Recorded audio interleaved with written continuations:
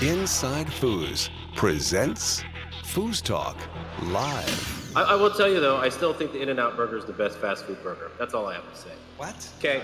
Well, put a disclaimer on this one. Yeah, the disclaimer is that In-N-Out has the worst French fries in all of fast food. Hey, don't stop on my pain, man. It's FoosTalk Live. You talking to me? Compelling and lively banter. Are you going to talk to us? Talking foosball. Foosball was how I measured my value as a man. You took that away. Players and fans, promoters and pros. Unedited and raw. Talk.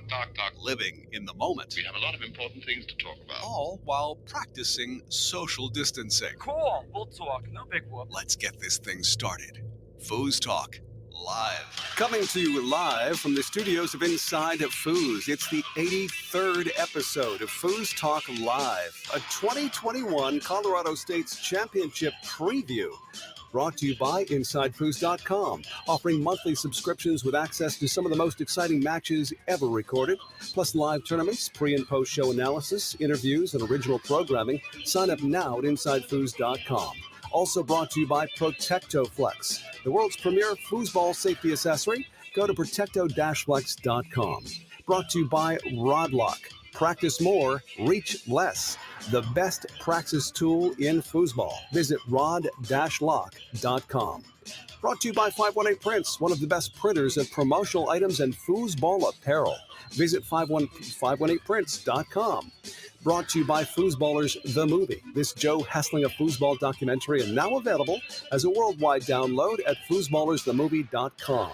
Also brought to you by the USTSO, helping to usher in a new era of competitive foosball. Become a member at usafoosball.com. And brought to you by Foosball Clubs USA, promoting foosball through school systems all over the United States. Make a donation today at foosballclubsusa.com. Well, hey there, it's Tom Robinson. We're back for our 83rd episode of FoosTalk Live. Yes, we are live, and I'm still, my skin is still crawling from last week's pre-recorded Halloween special, but I think I'll get over it finally. With a little therapy, it might help. But anyway, we're here to talk about foosball. And of course, this one is the Colorado State's Championship preview. And of course, conversation about foosball is always a lot more effective when you have someone to talk to, like the world's greatest play-by-play foosball announcer. That would be Jim Stevens. Hello, Jim. Hi, Tom. One thing we don't want is for you to be lonely on Sunday nights. So Adam and I are both going to jump in. And in fact, it's the crowded house tonight. We have got a heck of a show. It's a huge show tonight. Of course, looking forward to next week's monster tournament in Colorado. And when I say monster, I mean monster. Mm-hmm. It is shaping up, I think, easily as the biggest Colorado State event ever. Right. And it's going to approach a record attendance across the board. So that's going to be a lot of fun. We're going to be talking with Tommy and Sheri Chapman and Tim Walters, who are the brain trust behind that outstanding event. They've been running it. TSK Promotions has been running it since 2014. So we're looking forward to that. Right here on the East Coast, we talk about Colorado States with reverence. It's always been, it seems, at least for us, this is the Mecca. It's the place you have to go every year in order to really be in the know when it comes to playing foosball. So, the state of Colorado, the history in this state, and I live here, of course, it's magical. The names that have come out of this state, the legendary names like Lafredo and Jackson and Spear and Bowers and these incredible players. Robert Martez, who's going to be joining us tonight as well. Right. Just a list. You can go down 10 or 15 deep, and you're talking about Hall of Famers out of the state of Colorado. So much cachet, if you will, with this particular event. Oh, this is certainly looking forward to focusing in on it tonight. And also looking forward to visiting with our good friend Adam Gilson, who is joining us. In fact, from what I hear, Adam Gilson next week will be joining us with his review of the movie Foosballers. Oh, yes. He's finally going to watch it? Yes. Really? Yes. Well, I've already watched it, but I just was building up tension. You got to create drama somehow. I have seen it just for the record. But anywho, well, I was just before when you were doing your intro just now, I was in the kitchen getting myself some water. And my wife comes up to me and she's looking at me and she's like, "Why are you smiling like that?" I was, "What are you talking about?" And he goes, "You've got this big dopey grin." And I was like, I said, "This show tonight," I was like, there's the Chapmans are here. We got Rob Maras, we got Tim Walters. I mean, everybody Clay's out of the woodworks. I mean, these are like, I couldn't think of anything else I'd rather be doing right now on a Sunday night. Right. So I don't know. I'm just excited. This is exciting. And you're talking about Colorado State. I'm here in Southern California. Been here, well, all my life really, but this has been, as far as I can remember back, since I started touring in 99, 2000, Colorado State's been the unofficial Worlds for the West Coast. And the energy that I feel already going into this coming weekend is just, I don't know, it's electric. So I'm really looking forward to it. Right. No, it is astounding. And of course, while you guys are there here at FoosTalk Live, we're going to connect and get some live updates during the weekend and get some of the flavor of what's happening there at the moment. So we're looking forward to that as well. Oh, yeah. And there'll be plenty of flavor. I mean, we're talking what could be 450, 500 players potentially. Wow. In fact, I think if you ask Tommy Chapman, one of the promoters, he would even go higher than that based on what he is seeing. Okay. And in fact, they've opened up a second ballroom. From what I'm hearing, there's going to be 70 tables, which is pretty close to World Championship size event, right? Wow. Yeah. That's and so great. it's in the hotel. It's kind of a castle themed hotel, which is a really, really nice place. It's a different kind of a setup at this event. And it's a very, very special event to everybody in the world of foosball. And certainly as a Coloradoan and a foosball historian, well, I really love this event. Because it's in your neighborhood, Jim. I mean, when it comes to Colorado in general, I mean, as far as, I don't know, IPAs in Denver and those areas, what exactly do you think that would be the best place to visit while there's a bunch. If you up and down the Front Range, there are tremendous breweries, with great IPAs, and that's one thing that I always look forward to at any tournament I go to. But in particular, when I'm on the Front Range or in Colorado or in the Pacific Northwest or down in San Diego, is finding a good local IPA to enjoy. And so, very cool. So we're looking forward to it. Couple other notes before we go live. Sure. One of the things we've been working on, in fact, Tom and Adam and Mark and I and a couple others are putting together a list of the top 50 all-time foosball players on the American tour. Yes, it's challenging. Yes, it's a big job, but yes, it's going to be something I think that's going to be pretty cool. And starting, I think, in December, we're going to begin releasing 10 at a time, counting down from 50 to 40 or 41, and then 40 to 31 and on down. As we document our selections, our combined selections, we'll take all of our lists and put them together into one. Kind of like what the NBA has done this year with the 75 greatest players and their 75th anniversary. And this is the 50th anniversary of Tornado, so I guess that factors in. However, it's more like 46 years since the beginning of the Pro Tour. So I guess we could have done top 46. That's something to look forward to as well. This reminds me of back in the day when I was working for a rock station. We would do the top 50 albums. Of all time, starting in December, because of course you had to, there was a lot of time to get through 50 albums to count down, and of course we'd always finish it on New Year's Eve. And what was usually number one? Was it like Dark Side of the Moon? Yeah, Dark Side of the Moon is one. Pet Sounds. Led Zeppelin for I know what it is. Stuff. It's Sgt. Pepper's. Sgt. Pepper. Well, yeah. I mean, of course, some of even in the '90s, the Beatles were becoming less relevant to the rock world. Although, me personally, I found that offensive. Yeah, for sure. For sure. So that's kind of what we're looking at doing. I think it's going to be a lot of fun. I'm already about 60% through my list. The top 10, top 20, top 30, it was not easy, but I was able to manage it. Now between 40 and 50, that's tough. Boy, it's really tough to figure who is number 48. Sure. And I think it's Mark Torres for his 19. You just that's very name. generous.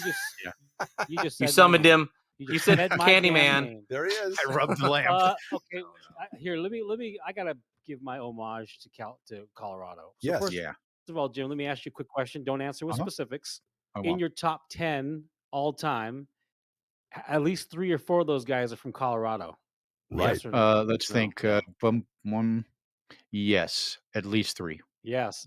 That is how badass Colorado. Let me give you my Colorado story. So I started playing in like '88. And the first biggest influence on me was Steve Murray, because he was on the poster of my tour poster, the 89 tour poster. Steve Murray was on it. The next biggest influence was probably Thor Donovan, because that was the top master I saw. But after that, my biggest influence was a novice named Joe Levstick from Arvada, California. Levstick. Colorado, sorry. Arvada, Joe Levstick. Now, people... Colorado is such a badass state for foosball. It's such a badass state for foosball. There was an ongoing debate in like the late 80s, early 90s, who are the best novices in the world, because we knew where the best pros were. They're from Texas, Colorado, Florida. Who were the best novices? Were the best upcoming players? And California was in the mix. And they used to always say, yeah, California, the best novices. Our novice players, which are expert equivalents, would get our asses handed to us left and right by the Colorado dudes. They would smoke us, with the exception of Fernando and maybe Trevor. After that, they're just, Colorado's been full of badasses for decades. These guys are, because they have such a history of solid 5-bar pool shooters, dead bar pool shooters, just sick history. I've never been to this tournament. I'm embarrassed to admit it. I've never been to this tournament. I'm going to it for the first time. But make no mistake, man, to Adam's point, Colorado is the world championships of the West Coast. For a lot of people, it's their world championships because of the history, the nostalgia. I'm so excited for this tournament. I couldn't not say my piece about Colorado, because Colorado has always been a big state of foosball for me. So all right, let's rub Mark back into the lamp. Back in you go, buddy. I'm going away. You guys do your top 5, and I will talk some smack if I feel like it. Whoa. We'll see you in a little bit. Well, all right then. So, yeah. Hey, 2 other things real quick with InsideFoos.com. I just want to remind everybody the last couple of weeks, I'm kind of releasing World Championship events. And 2 weeks ago, it was the 1994 World Championships, which coincidentally, at the time we called, I think Rocky Mountain High was our theme for that, because all three major championships in terms of open singles, open doubles, and mixed doubles were won by Coloradoans back in 94.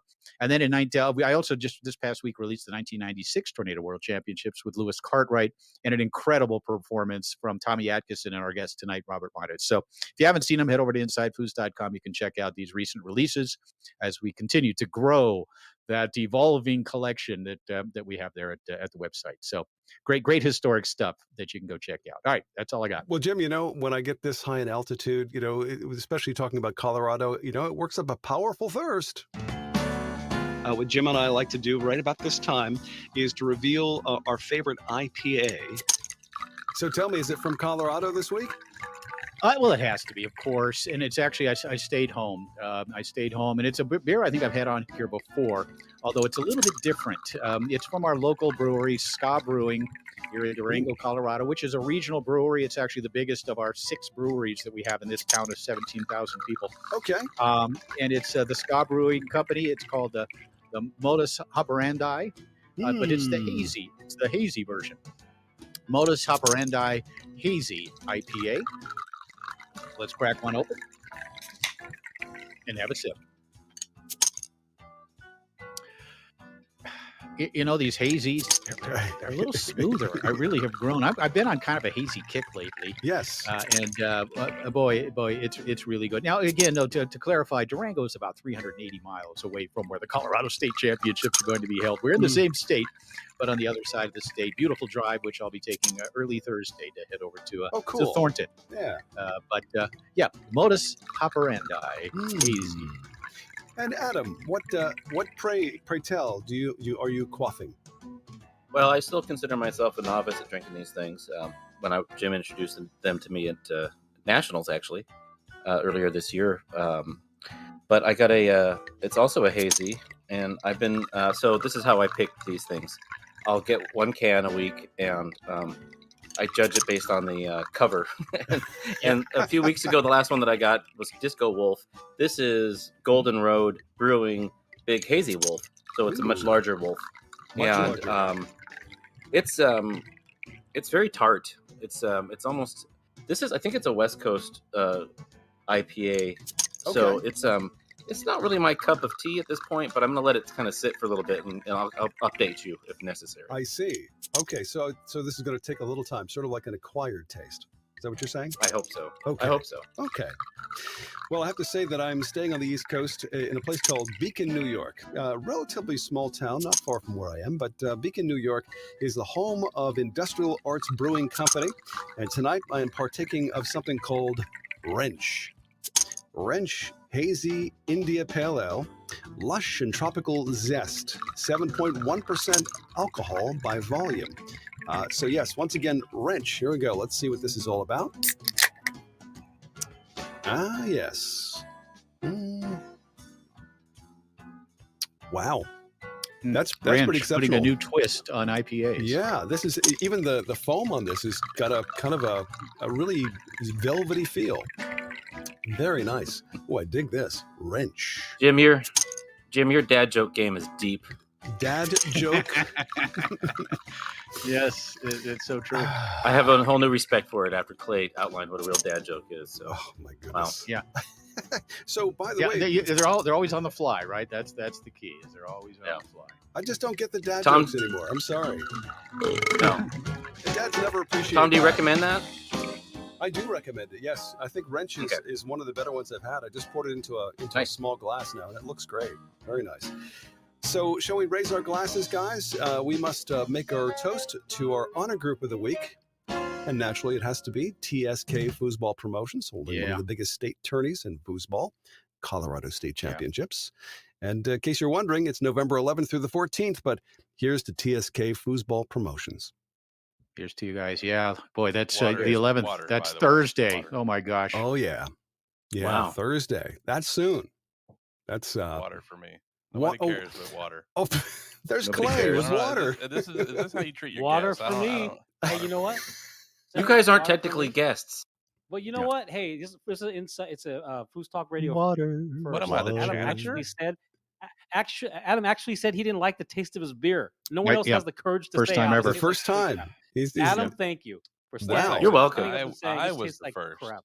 I said that at Worlds. They had me taste an IPA. They said, well, no, of course. How do you feel about it? I said, hate it. That's right. I remember that now. That's right. Yeah. So Clay really, I guess you could say, he placed his true criticism on air for the very first time, and Adam just followed suit. Adam, you'll always be number 2 in my heart.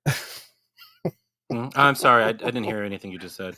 I didn't say anything you heard. So there we go. We're on the same page. We're even. All right. That's Clay Toomey, ladies and gentlemen. Thanks for joining us, Clay. One of my favorite writers.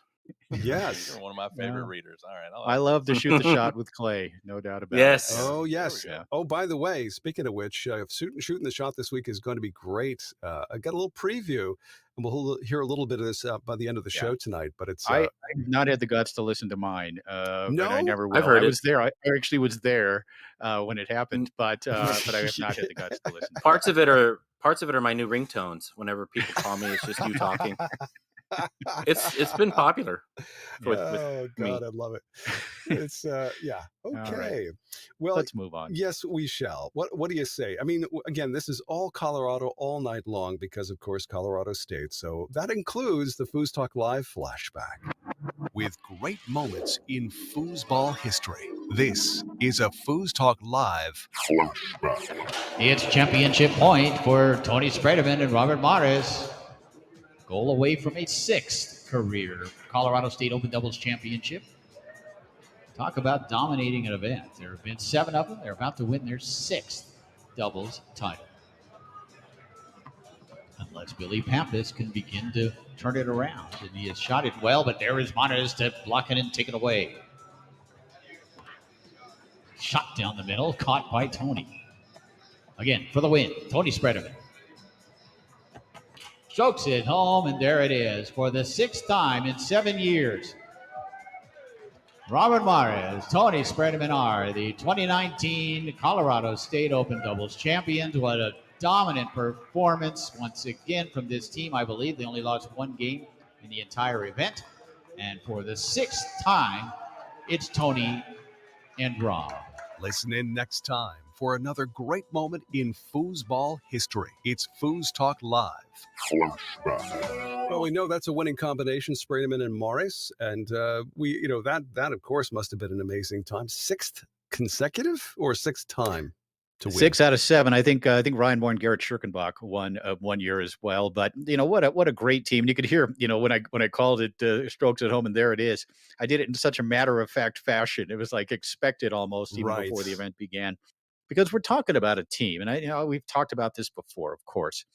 But if Tony Spredeman and Robert Morris had played maybe twice as many tournaments as they have, which is realistic and could have happened, we would absolutely be talking about them as one of the 2 or 3 greatest teams in the history of foosball.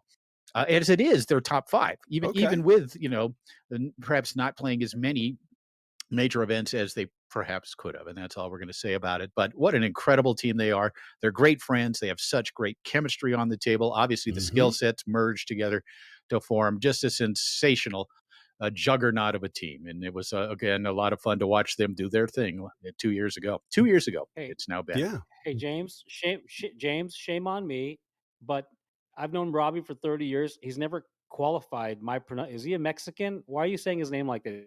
Did he say that's how he pronounce says name? it? Mares. Mares. Yeah, that's how he says Mares? it. Yes. It only took me 20 years to do it. Yeah. Because Tom just said Morris, and we just accepted it. I did? Yeah, but it's Tom. It's a New Yorker. It's Tom. It's Oregon. What do you want from Oregon me? Tom, Hey, we call him. hey. By the way, Tom, you're the whitest guy I know, by the way. It's not any criticism. You're the whitest human being. You could call him Rob Morris. It's fine. We'll accept it. Modest. I got it. Yeah, I got that. All right. Not a problem. Thanks, Mark. It's and I'm proud, by the way. So there you go. Yeah. No, it's I was just going to say with Tony and Rob doing so well, are they going to be playing again together this year in Colorado? I have to assume so. I believe they've played every one of the 7 since TSK began running them. And I would assume so. I think this is one of the events, and that's how these guys are. Oftentimes, if they play together in one event, it becomes sort of a tradition for them to continue to play that particular event with that same partner, and to kind of continue that run of success. So I'm going to assume so. Hey, we're gonna have the man on himself tonight, Robert Mares. I'm sure he'll give us the lowdown as to what to anticipate. I hope so. Yeah. I love watching the two guys play together. Oh yeah, absolutely. Talk about entertainment, no doubt about it. Speaking of which, it's time we dip into this top 5 list. Now this is it's an interesting one. One again, our genius, resident genius Adam Gilson has conceived of. But this one, if I'm not too far off the mark here, little things to prep you for a major you wouldn't expect. This is the top. Wow. Yeah. Well, you added a few extra little qualifiers in there, but this is the way it's written out. Basically, it's the top 5 little things that you focus on as you head into an event. And you mentioned Adam coming up with this. Mark and I and you, we were having we were down to the top 5 facial hair. For pro players. To where we're having trouble coming up with stuff. And then Adam came on board, and he's come up with he probably has 15 or 20 of them waiting in the wings now. And this was one of them. And it's kind of an interesting one when you stop and think about it. Obviously there are big things when we're preparing for a tournament, like doing your reps, on the table. Obviously that's a big thing. Playing in local events, practicing, the same way that you play, buying wraps. These are kind of the big things you do before a tournament. But there are also these little things that the top players do in order to have success and to be true winners. You have to, right? The margin is so narrow when you get down to it that you have to focus on these little things in order to really be successful on the Pro Tour. Well, I'm ready to hear what you guys have. That's for sure. And just to add to that, so we say little things, but it's kind of a misnomer, because what we're really saying is, these aren't things that you would really expect to be impactful, but they actually can be in a much larger way. Okay. They're just not as obvious as the impact of, say, actually practicing is. Well, I'm curious.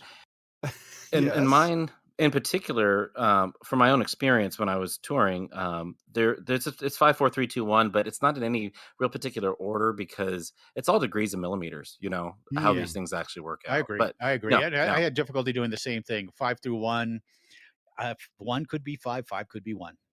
Yeah. All right. Well, let's see how this pans out then. Let's do it. Time once again for the FoosTalk Live Top 5. 5, 4, 3, 2, 1. FoosTalk Live Top 5. Number 5.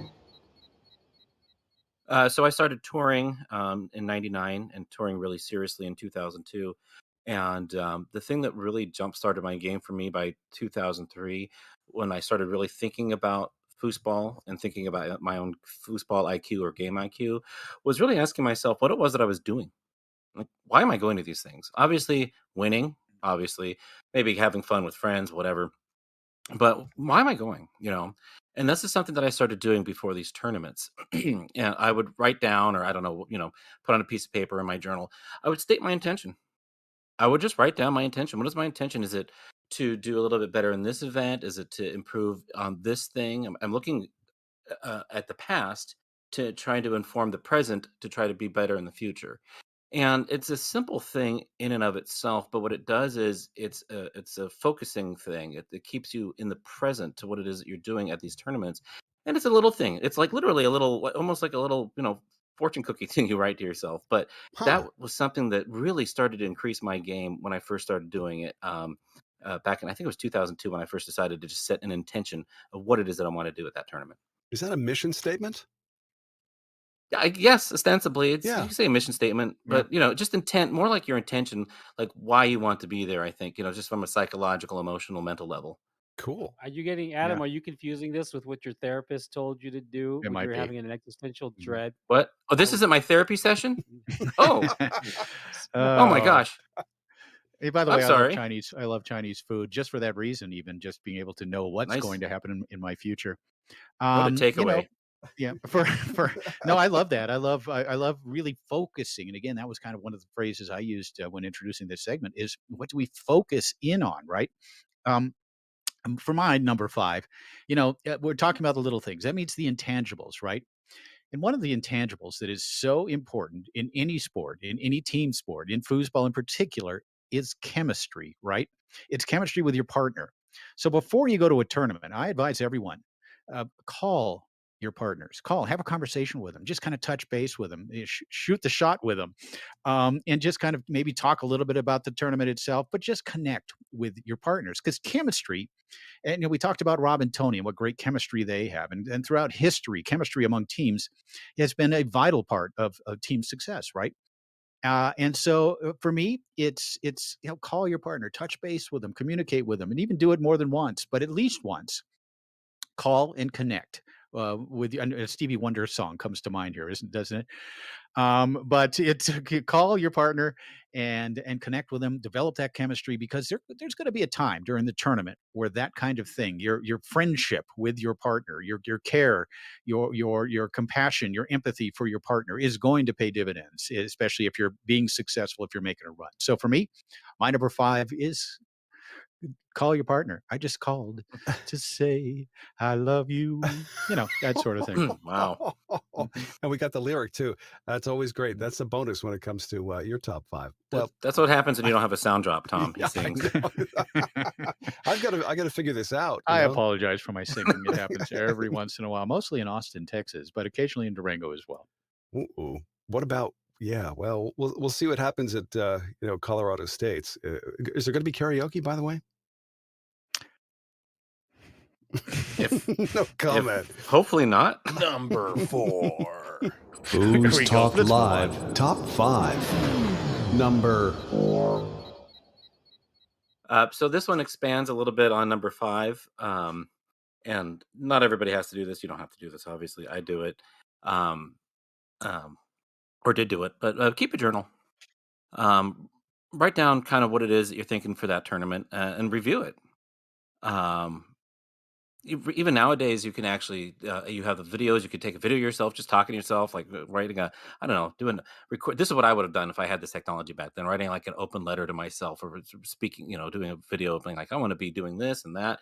And this is what I improved on because, we're humans and we can't keep all of this stuff in our heads like a steel trap. And it's really good to have a repository of knowledge of what it is that you're trying to do and how you're trying to grow. And, you can't really improve unless you know what the foundation is that it is that you're working with. So for me, journal, little message to yourself or something, just something simple like that would be my number 4. Yeah, for the sake of expediting things, I'm going to move my list around a little bit. And I'm also going to make that kind of my number 4 as well. Notes, and not necessarily notes about opponents, but write some notes about yourself. What is your game? Write down what your strengths are, what you're looking at. When something occurs to you about a particular anything regarding foosball, whether it's how to brush a pass or how to have a smooth takeoff on your 3-rod, just little reminders, little things that because when you write things down, and I'm sure you guys agree with this, when you write things down, it sort of solidifies them. It illuminates them in your mind, right? It kind of it etches them into your consciousness, into your memory. And so notes used to be such a thing back in the 70s when I first started. I wrote notes about my game in particular, occasionally about opponents, but more often than not, it was about my game and how it was coming along, and things that I observed and realized about my game. And so for me, it is, again, write notes. We these days, and I don't mean on your phone. I don't mean typing on your phone. You literally do them by hand. Sit down, a journal, like Adam said, write things down. And as you come into a tournament and you play that first match or that second match, these things will more easily come back to you. Little reminders or little things to focus on. And so for me, I'm going to agree with you on number 4 as I move things around a little bit on my list. It's notes about your game. Illuminate these things in your mind. FoosTalk Live Top 5. Number 3. Well, now that Jim's moved things around, I'm going to move things around too. So cool. I'm going to just, no, I don't know. Here's my number 3 is this. And I talked about this a little bit when we were at the Tornado Championships. Actually, Tom, you were there. And you derided me for saying this. I derided you? It had to do with Robert Frost as a hack poet, but that's neither here nor there. The larger point that I was making when I was talking about that was something that I called back then, I don't know. This sounds so dumb. I wrote this down because it's what I called it, but whatever. So I called it a head cleaner. So I'm sitting there at a tournament and I'm in a match and it's not going my way and I need a change of pace. I'm a neurotic basket case is kind of my mental and emotional makeup. So I need something or anything that's going to kind of do a change of pace in my head. And what I had was a journal, the separate journal of handwritten poems, not my own, just poems that I liked, or little stories, or just like proverbs or something, to just change the energy, change the pace, just do something completely different than the headspace that I was currently occupying at the time. And that was something that was, and this is the interesting thing about that is that as I was getting better and rising in the ranks and whatnot, it got to the point where that became almost habitual. That was just became a kind of an automatic, like my brain had been rewired to do that. So I did need a little journal, but having that was a great way to practice tempering and controlling my emotional state, especially when I was first starting really trying to compete. So for me, number 3, having a head cleaner, just something that you can take with you in your bag or whatever it is that changes the energy. Mr. Gilson, are you comfortable? I love you. Are you comfortable on the couch? Dude, you're a basket case, bro. You're a basket. This is what who is our number 1 opponent on the table? Dude. It's ourselves. Yes, it is. No, it's not. It is. Everyone knows it's Satan. You always say that, Mark. When Satan I'm quoting you. I do. I'll go buy. Listen to what I do. I go buy the $3 basket of chicken tenders that they have over there and carb up, and then I fall asleep, and then I wake up and lose my next match. That's how I handle the stress. Okay. That's well, you're a real champion, Mark. Crappy food. You get the hot dog with the dry bun, and you put some ketchup on it, and you carb up, and you fall asleep. And then you just lose every match after. Mark is doing his own separate what not to do list. Oh my God. It's his own separate what not to do list. And thank you, Mark. Adam, I thought that was beautiful, by the way. Yes. I'm going to bring us back to foosball here. At tournaments, obviously, as we talked about going into an event, when you prepare for it, you do a lot of practicing on the table, doing repetitions on the 5 lane wall, brush up, brush down, long, straight, middle on your 3 rod, et cetera. You're going to do all those. Those are big things. But there's something I think that's maybe equally important, if not more so, and that's ball handling. If you do have a table, or if you're down at your local pub or your local club playing a little foosball, get on the table and do some ball handling drills. Don't shoot it. Don't pass it. Just do ball handling. That's between the men, at goalie, at it forward, each 5-man, each man on the 3 rod, go back and forth. What I like to do is I like to start at the top on the 3 rod, go to the top man on the 5, and just bring it across man to man to man. It takes a lot of control, up and back. But it's amazing how that comes in handy at a tournament, even in terms of execution of those shots and passes. Working on ball handling, having that feel for it, is vitally important. And it's something I think we kind of overlook. We want to pound those longs. We want to do that fast wall pass. We want to just get on a table and play. We want to play rollerball. We want to, we want to play in our DYPs. But get on a table for 15 minutes and even do it when you arrive at the event. And if there's an open table, which it's going to be tough to have one next week because of the number of players that are going to be there, but get on a table and just work the ball handling. It's something I do with my kids, and man, their games are coming along, and primarily, I think, because they have such confidence handling the ball. So my number 3, ball handling. Handle that ball. FoosTalk Live Top 5. Number 2. Jim, you are a bumper sticker factory. Handle that ball is going to be my next bumper sticker. And I think it's going to start trending. Yeah, I don't know if I'd wear that on my shirt, but I put it on my car. Yeah. So last week, no, the week before last, we had Blake Robertson on here. Great chatting with him, but something he said really popped in my head for me. He said that before tournaments, he goes and gets a massage. And I understand that's the physical aspect of readiness for being for foosball, but there's another component to that, and that's the self-care component. The thought of taking a moment or moments for yourself to just like get yourself into the mindset of wanting to play foosball and caring enough about yourself that you're going to not eat a bucket of the cheapest fried chicken you can, to me, is incredibly important as far as coming into the tournament with the right mindset. Because, if your self isn't being cared for, then why even try to win an event for yourself? I know that sounds maybe a little too deep for a Sunday night, but that's where I'm at. Mark, do you have any issues? No, Mark agrees with this. Mark is a faster. It's funny. I'm not having to move anything around, but my number 2 also is in a similar vein. It takes stamina, right? Especially a tournament. This one coming up is going to be 4 days, and players are going to be in that ballroom for 14 to 16 hours a day, playing a lot of events, playing a lot of foosball. And you do need to focus in, obviously, when you're at the events, but also before the event. Get your rest. Eat good foods. Drink plenty of water. Stay hydrated. And here's a tip for all of you coming to Colorado. This is a big one. I live at 7,000 feet. We're going to be at 5,280 feet when we are in Colorado. And how many times over the years have I seen someone suffering from altitude sickness at these events? It happens every year to at least 5 people who come to this event. And that's because they don't hydrate before, they don't hydrate during. And that means water, that means electrolytes. You must hydrate. I can't say it strongly enough. You must hydrate, folks. But, entering these events, take care of your body. Exercise, get in shape to as much as you can. Eat good foods, get rest, because it does take stamina. And it takes hydration. And I can't emphasize that strongly enough. As someone who moved from the flatlands of Southern California, I lived at the beach my whole life. That means it was at sea level, right? And now I'm living at 7,000 feet, and I'm drinking 6 to 8 to 10 glasses of water every day, because that's what you have to do in high, dry climates. Take care of yourself before, take care of yourself during the event as well. Number 2 for me, take care of your body. Thank you, Doxa. FoosTalk Live proudly presents the Top 5.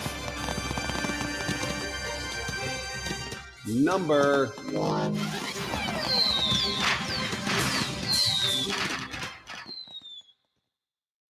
I always that intro is so great, and then I just hear my voice, and I'm like, I'm not doing fireworks. Gosh, no. Anywho, so this is a hard-fought, hard-learned lesson for me, and it's what I tell everybody whenever they're going to go to their first tournament all the time. Put yourself together a little triage kit, a little first aid kit. You got to have your Band-Aids. You got to have your that instant flesh stuff. You got to have the arthritis cream. You got to have the what's that other stuff? I know. Like an ice pack, an icy hot pack thing that you can put on, heat up in the microwave or whatever. Those things make such a huge difference over the course of a long weekend when you're playing, especially the players that are playing in 6, 7, 8 events. I can't stress that enough. It's just really important. And that's self-care at the site. But to go there with that, you can't always depend or hope that you can go and even have time to go get a Band-Aid and some Neosporin. So I highly, highly recommend having that. So for me, number 1 is a triage kit for you. Nice. Number 1. Don't forget the 18 gauge needle with the adrenaline shot to drive right into your heart and a crash cart because you might be not dehydrated. Anyway, I don't know go what ahead, kind Jim. of I'm gonna go foosball. after you. I got one after you. Mark knows to hydrate. He That's a knows. different- Adam, I'm concerned yeah. about you though. Adam, you need to hydrate. Just do don't not even- take those words lightly. Number one for me. Now, everyone knows I'm a video guy, right? I've been doing this for 28 years now, handling the video side of things for foosball throughout the world. And so that's a big thing. Watch videos. Watch videos before a tournament. That's a big deal. But I'm going to be a little more specific about it. Watch videos, but pick out the things that apply to your game. One of them in particular would be defensive five. Watch what Tony Spredeman is doing on the defensive five. Tommy Atkinson, Robert Matez, these great players. Watch what they're doing on the defensive five. Defensive five is one of the things. It's probably the last thing that you learn on your road to becoming a pro or a master player. Watch these guys and then go and implement it. So much of defensive five is about anticipation and prediction and hustle, and watch how these guys approach it. Defense in general, have a look. Don't have to look at what they're doing on the offensive side, but look specifically when watching these videos and what they're doing on the defensive five, because defense, I know it's a cliche and it's used in every single sport, but it is so true. Defense wins ball games. It simply does. And when you're stopping that opponent's defensive five because you're anticipating and you're hustling and you've learned it from Tom Spear or Todd Lafredo or Tommy Atkinson or Tony Spredeman or Ryan Moore, when you're watching these guys, what they're doing, what they're thinking, and you utilize that, it's going to help your game immensely. It is not a little thing. It isn't. Defensive five, defense in general, not a little thing, but it's kind of the perception of it is that it's kind of in the background. Everybody wants that big shot. They want that fast wall pass. They want, they want they want to be that Hollywood star on the table. But it comes down to those sorts of things. It comes down to defense, and defensive five is huge, especially for a forward. So watch those videos and focus in on those specific things, those little things that these guys do. Sage advice. And that's it. Yeah. Love that. Quick question for you, Adam. I'm sorry. I want to jump in though when I get a chance. I got just forgive my ignorance, but what is instant flesh? What exactly is that? I don't know if that's right. That was for last week's show. That was from last week's show. Frankenstein. There's for you. There's there's that liquid. It's liquid. You ever see Silence of the Lambs and he wears that face mask? Yes. or a cable guy. It puts the lotion in the basket. Chicken skin on his face. Hey, okay, let's focus on foosball, please. Yes. Crying out loud. Seriously, this might be. Hey, I didn't get the answer. I'm a pro. Do you know why? Yeah, because you interrupt. I have no idea why. I have no idea. There's no reason. I should not be a pro. I cannot beat anyone in singles in this entire list of people in this room. Failed point system. That is the answer. Failed point system. Yeah, there you go. Fine. I'll take it. I'll take it. But let me focus in on my finer point. There are two things I used to do. I'm dead serious about this. One thing, I bet you Robbie, who's in this chat, he's incapable of it. But I'm a huge fan of it, and I'm a big believer in it. One thing I did all the time is I stopped playing like a week before because it is counterintuitive as heck. But you play. You have no idea how many bad habits you've picked up. You don't need to carry them. So to Adam's point, you could have a cleansing period. Forget all your. You know who's a great example of this? Ryan Moore. He just won the damn triple at the World Championships. You know what? He practiced up to a point, but he didn't play competitively. So you draw your partners, you're doing stuff, you're preparing. Believe me, take a week off before the tournament. Yeah, it's very true. Rest, be mental about it, be cerebral about it. And the other thing I did when I was playing very, very well at a high level, I read the inner game of tennis before every tournament. So I read the whole book. You know why? I wanted to calibrate. I wanted to center. I wanted to not be so caught up in mechanics. And these are ways to, these are meditative things, not unlike Adam with his journals and his, being really introspective before a tournament. Stop playing.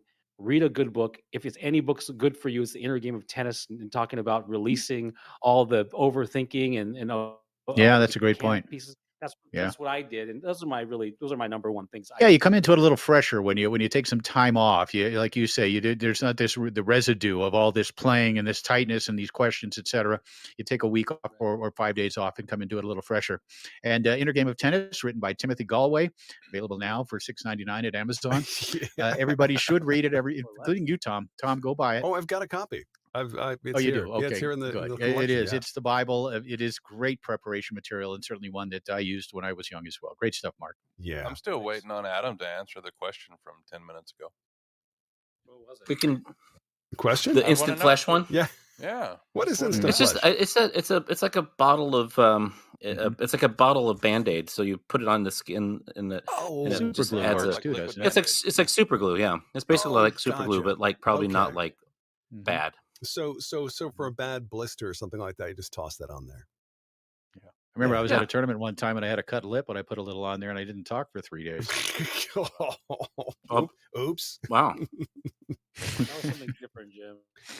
That was probably a different scenario. All right, let's move on. Well, I you know, hey Tom, take the show back. I have please. to say that this is we're all getting ready for this huge event coming up this week, the 11th through the 14th this week. It is considered one of the greatest all-time state tournaments in the history of foosball, and of course we are celebrating all things Colorado as a result during FoosTalk Live this evening. And of course, it gives me great pleasure to welcome those who are working harder than anyone else to make this happen and make it a great tournament, which would be Sheri and Tommy Chapman and Tim Walters are with us on FoosTalk Live. Guys, can you hear us? Are you with us? Yes, we're here. I'm here, Tom. Welcome to FoosTalk Live. Hey guys. Hey, Jim. Tim, are you there? Yeah, this is Tim. I don't know where Tommy is. Right here.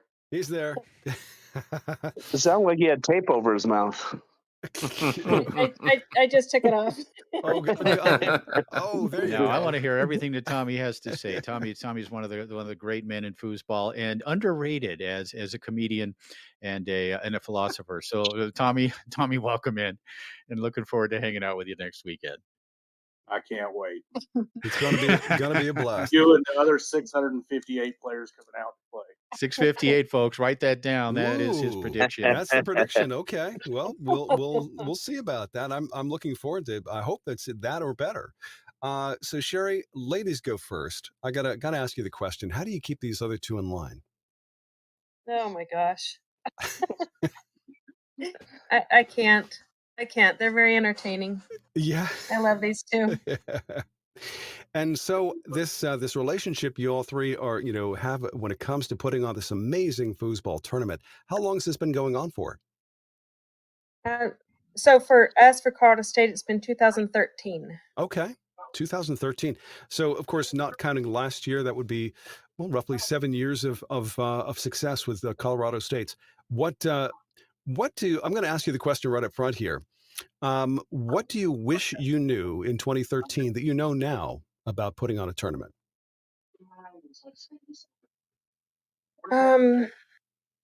Every year we do this, we just take really good notes how to improve the next year. So I think it's just a work in progress every year. Sure. And steadily, I'm glad it didn't happen suddenly, but steadily we've been growing. So more numbers every single year. So we've been able to grow with it.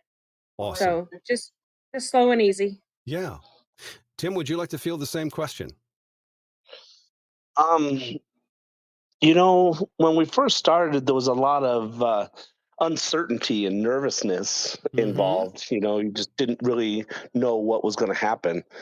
And after the years go by, you just kind of learn to live with that stress. It really doesn't exist, But the real stress that we deal with now is trying to make the tournament better than it was the year before. Okay.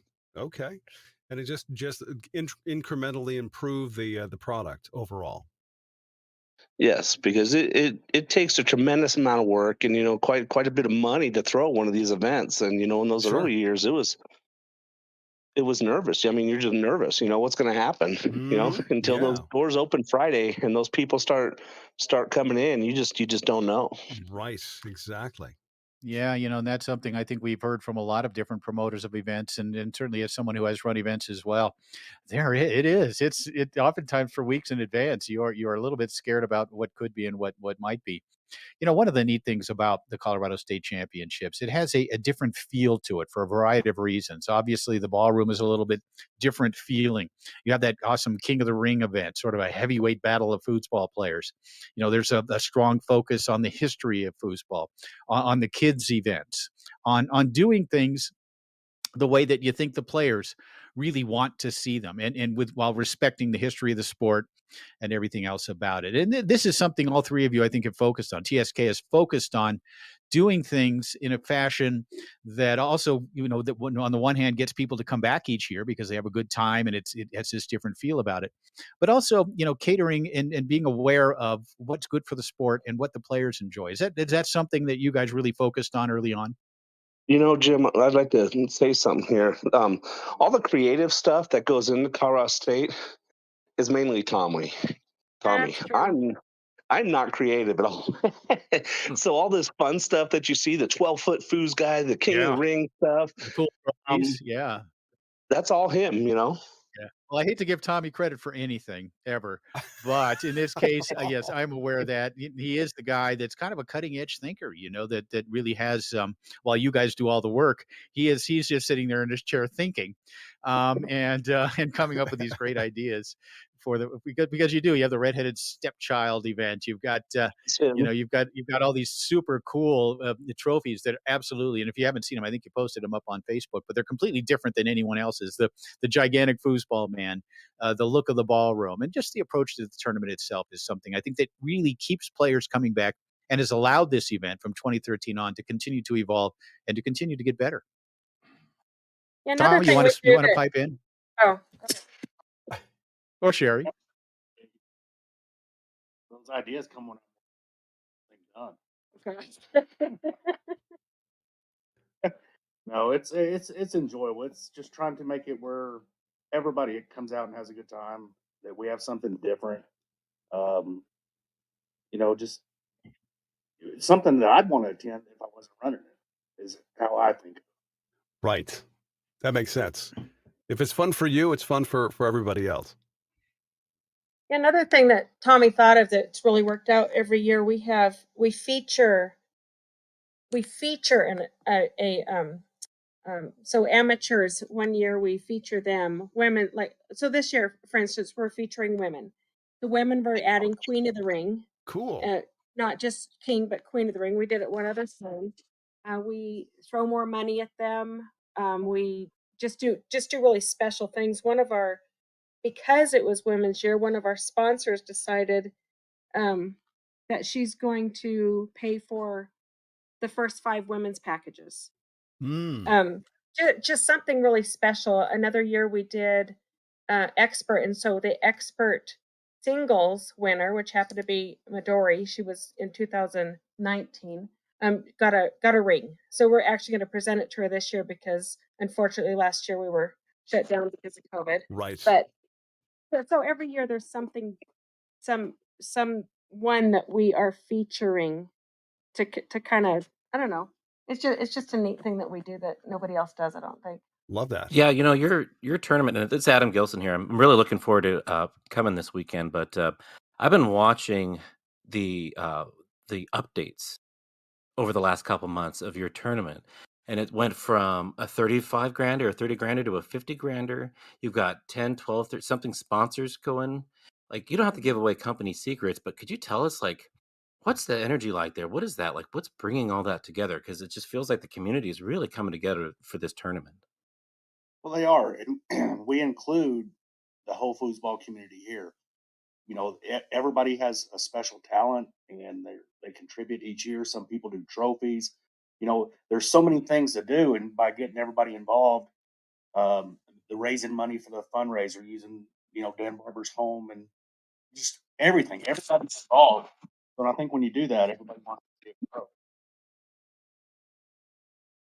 Yeah, that's awesome. So what you're saying, and maybe for those out there that are promoting in their own local areas, but you're leaning heavily into the talent, not just the foosball talent, but the local talent and abilities that the people have with their own day-to-day lives, from the trophies and so on. Yes, every one of them. When we started this out in 2013, we went to each event and we designed the trophy, got the trophy around that event, and then we had each year custom trophies. We've had them made from stainless. Where Boogie had handcrafted one. We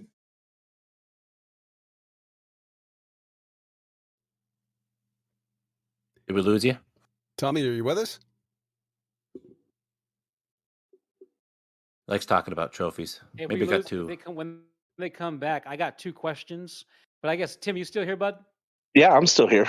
Cool. Great, man. I got 2 questions, and the one question I have that you can answer for sure is we all believe it's gonna. You back, Tommy and Sheri? You guys there? Yes. Hey, We're here. so I Yeah, I got don't 2 know what questions for you happened. guys. Can you hear us? Yep. Oh, hear you yeah. Great. Okay. Okay. My 2 questions. The first one is we all anticipate this to be a monster tournament. I mean, I see people who say they're going to this tournament. The California and the Northwest people that are committed to going to this tournament, if it's duplicated on the East Coast or anywhere near the Atlantic, it's going to be a ridiculous turnout. But I want to know what kind of evidence or data or buying signs do you guys have that it's going to be as big as we all hope and think and want it to be? What kind of things are you guys seeing? Well, just communication with people. Yeah. The responses we're getting on Facebook, people we talk to, they've got people that are coming out that haven't been out in years. And that's one of the things we really want to focus on, getting some of those players that hadn't been out in years to come back and play and help create the new players to tour.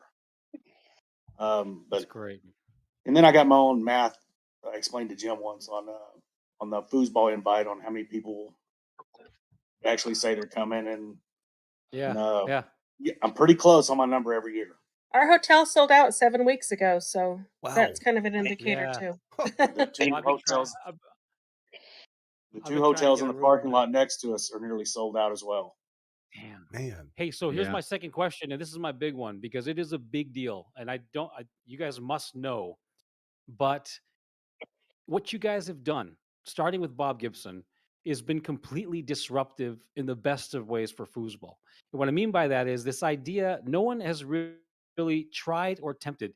It's not an incredibly original idea in concept, this idea of micro loans or micro sponsors, these small value sponsors, but in our environment, it's completely unique.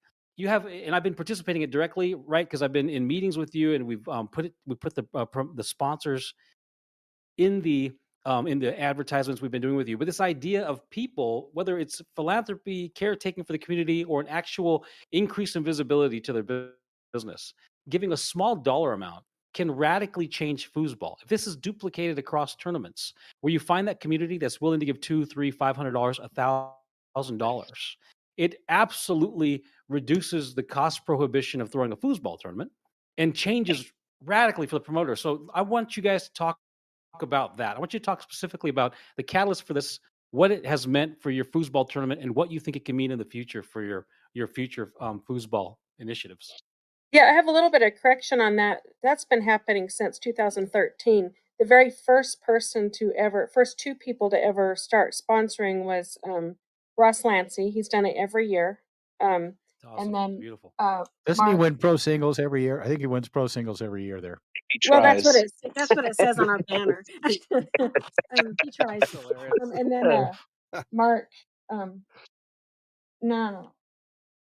Oh gosh, he's gonna. I hope he's not listening. In Nebraska. Mark Krause. Oh, thank you, Mark Krause had always done it. Top Shelf has done it. So there are a lot of people that are continuing. This year, Bob Gibson called and said, "Hey, my good friend was Gil Jackson. Would you please name the goalie wars after Gil Jackson, and I will sponsor." And so that kind of started the ball rolling this year. Every year, though, we've had sponsors, just not this many. Well, this is just kind of blown up this year. We've had sponsors. Texas State's been a sponsor since day one. They give away a package we got Florida State on board. We have South Dakota, Oklahoma, TNT Promotions. Yeah, and, cool. There's just getting everybody involved and getting some of these younger players that have never toured to go and hopefully get hooked on the sport and continue to play and help it grow. Yeah, that's awesome. And Tim, for you, I know you tend to lean more towards the business side of this, but that's also a big part of what makes this successful. It's a good business model. You approach this from that point of view. And it's also something that's allowed you this year, and it's a $50,000 tournament, correct? Maybe the biggest state championship we've ever seen anywhere, any place. Although it's not really a state championship, this is absolutely a national event, right? But talk a little bit about your approach to this and coming to it from a business owner and a business point of view. Well, when you look at stuff that way, you have to do all the checks and balances, and you get people giving you money, and we have no interest in using that money to run the tournament. That tournament, that money is going 100% back to the players, and that started at $30,000 this year. We're up to $50,000. I mean, that's cash value. That doesn't include the trophies. That doesn't include jackets or anything. Wow, that's remarkable. Yeah, that's great. And it's hard. I mean, it makes us all nervous. And, I think the biggest thing, I can't say that I do anything different, but the communication that me, Tommy, and Sheri have months before this event it's incredible. We talk to each other every day, and we decide what's right. It's really not just one person pulling strings doing this or that. Yeah. And I've got one last question for all of you, whoever wants to answer. Here we are on Sunday night, just 3 or 4 days before the event begins, and there's maybe some listeners out there who are going, "Man, this sounds great." This is one of the great tournaments in the world. I haven't made plans to come yet, but I think I'm going to jump off the fence and I'm going to go.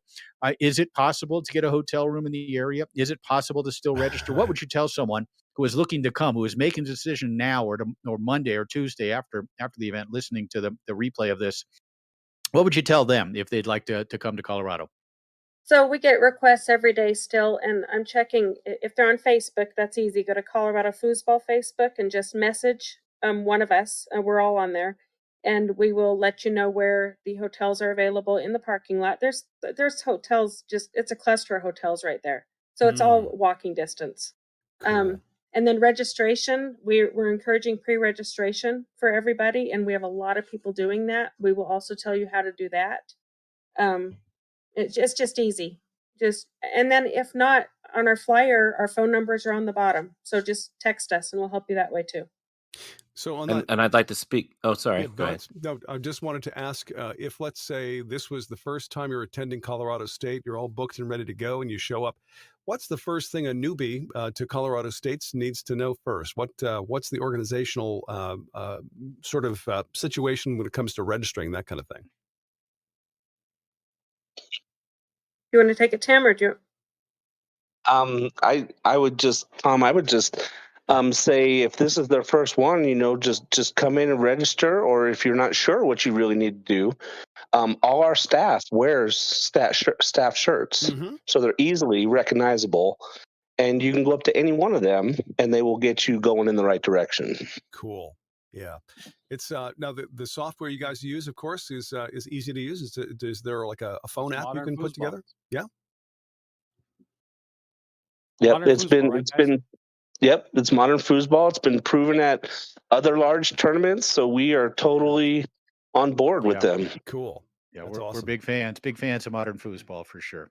Nice. If you're Adam Gilson, you need to bring your first aid kit, 2 journals, a diary, okay, and that's gonna get me through like the first, maybe just signing up. Maybe the match. I don't know.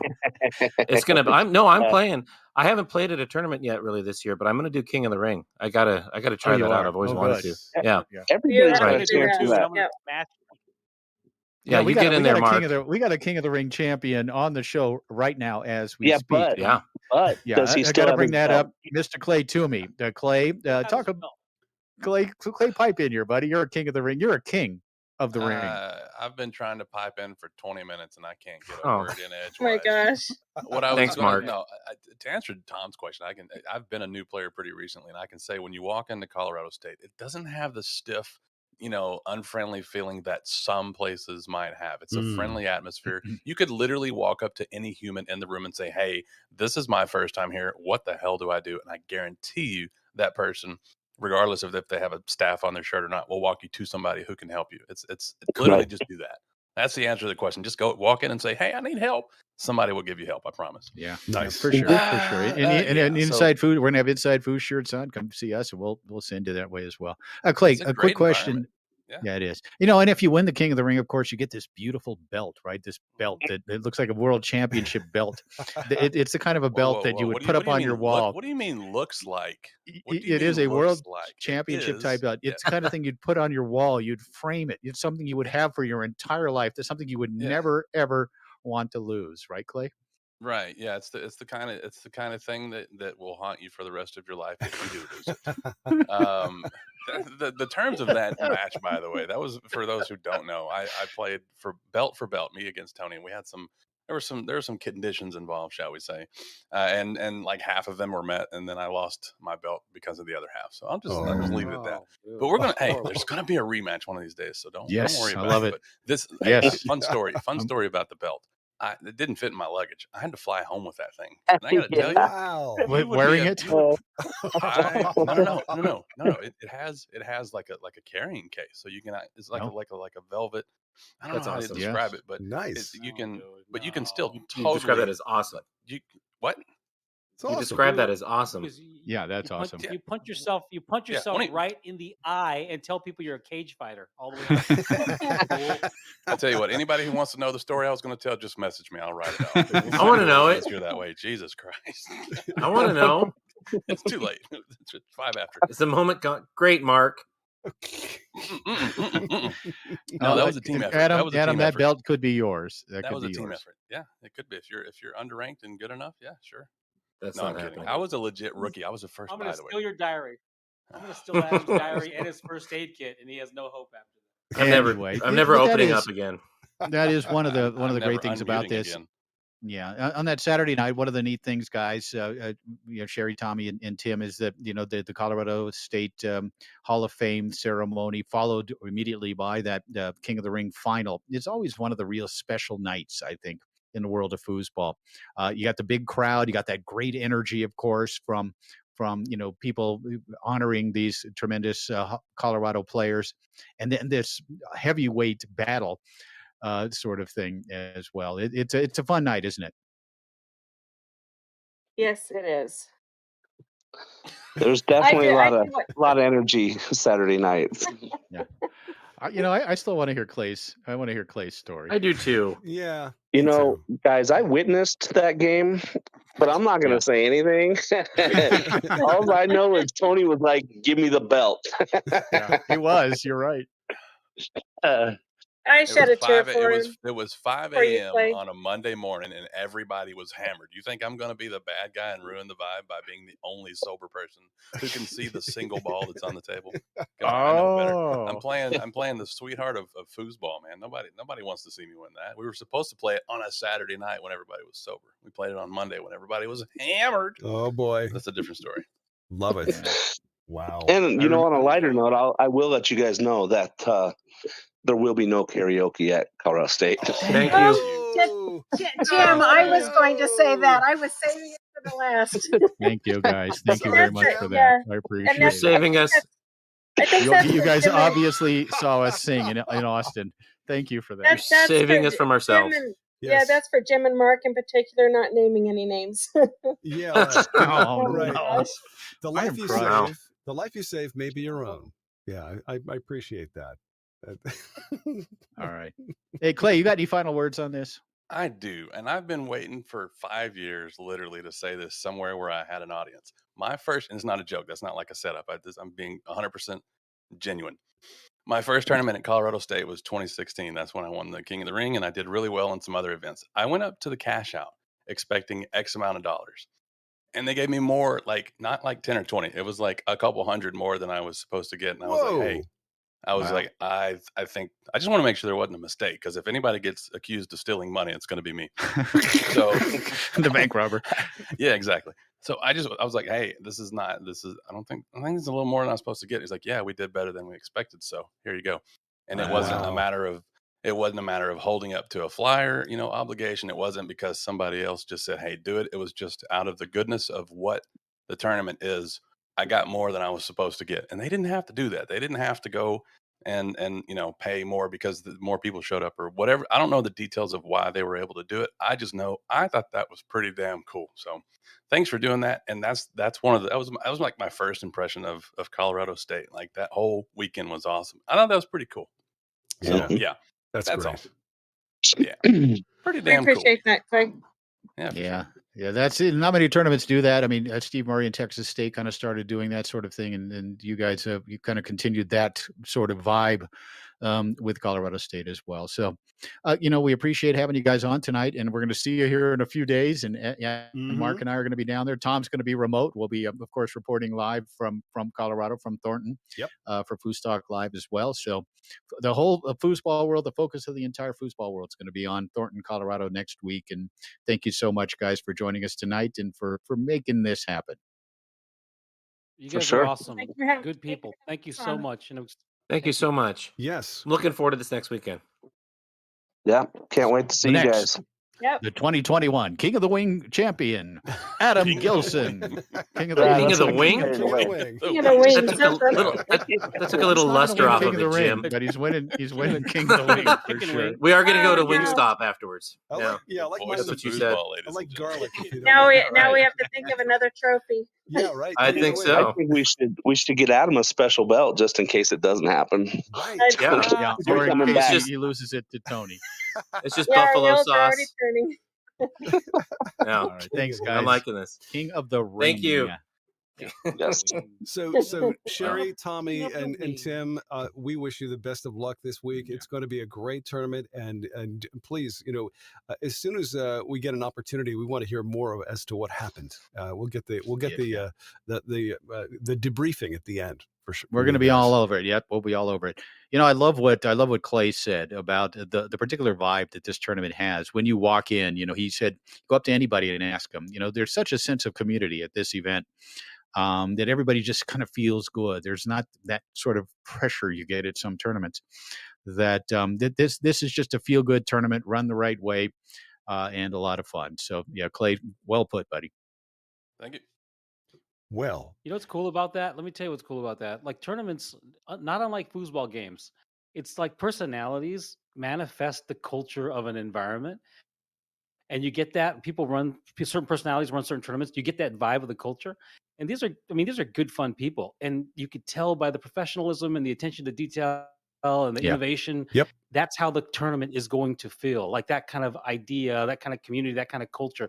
Anyway, I've never been there. I feel like I know what it's going to be like. Oh, you're going to dig it, dude. Yeah, you're going to dig it. And those of you listening, if you haven't made your plans yet, you still got a chance to get to Denver. It's not that expensive to fly to Denver, and there are hotels all in the area. You will get a room. You can get a room. You will get a room. And you can. You should. If you're thinking about going to this tournament, you got to go to the tournament. You just stop thinking about it. Just go. It's going to be a monster. It's going to be unbelievable. People got to go, and I'm going to be rallying that to the last minute. Well, speaking of cool vibes, speaking of Colorado, speaking of maybe the coolest dude in foosball, we got a good guest coming up here in a minute as well. Absolutely. Yeah, I think. Hey, one of the things we want to bring up, we really believe we're going to have the 100 women that's right. coming out this year. Oh, cool. And if we do, we've committed to add $5,000. Okay, that get 100 women package. Okay, that just dropped out. We didn't quite catch that. If you're at 99, I'm going to claim whatever non-binary with a wig, and we're doing it. You can do that these days, buddy. If we're at 99, I am going to pay for a package myself. Nice. I've already told the women that. So I'm calling my mother-in-law. Awesome. She's coming. Go ahead. Yeah. That's awesome. That's Adam. Just Adam. That's all. My 10-year-old daughter. Does she count as a woman? I think so. No, I hope not. God, no. No. Right. A lady. Hey, thanks, guys. Yeah. We'll see you in a few days. Sounds good. You guys have a good evening. Yeah, thank you so much for being on FoosTalk Live. We greatly appreciate it. What a privilege having you guys on. Thank you very much. You're very welcome. Right. And again, speaking of Colorado foosball, Mark mentioned earlier when we were talking about the top 50 players of all time, how 3 or 4 of them are in my top 10. Well, 3 of them are. And one of them, I'm going to give you a little sneak preview. One of them's coming on here in just a couple of minutes. Certainly in my top 50 and a little bit higher than that, Dude, for sure. I can't wait to see what this top 50 is going to be like. But yeah, I no doubt. You better have 4. If you don't have 4 in your top 10, Jim, you have a broken list. I've got 1, 2, 3, and another guy who lived there for a while. Ah, okay, all right. Yeah. Well, that's. I don't know who that. Who's the fourth one? Where's Bowers on your list? Yeah. Well, check the record, dude. Well, all right, dude. Check the record. This you get a certain amount of points for being a pioneer, for sure. Hey, can I just say something real quick? The progenitor for everyone else. Yeah. Oh, you do. You absolutely do. 100%. You do. Sorry, Adam, go ahead. It's Adam. Mm-hmm. It was Adam. Go ahead. Unless Clay.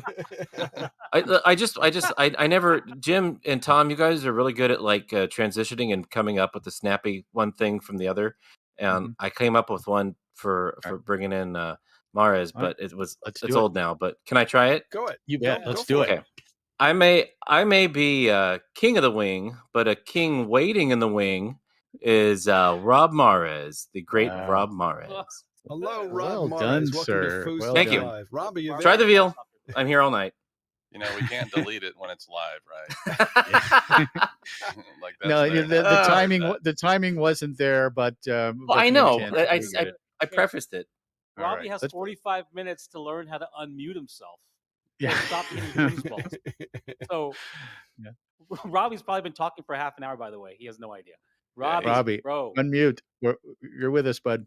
There he is. There he is. I'm here. Clay taught me how. Ladies and gentlemen, the coolest dude in foosball, waiting in the wings, multiple Far world too champion, and Far one of too the great kind. players, one of the great players of all time, definitely in my top 10. Mr. Robert Mahrez, thanks for joining us, buddy. Thank you, Jim. I've always loved the way you say Mahrez.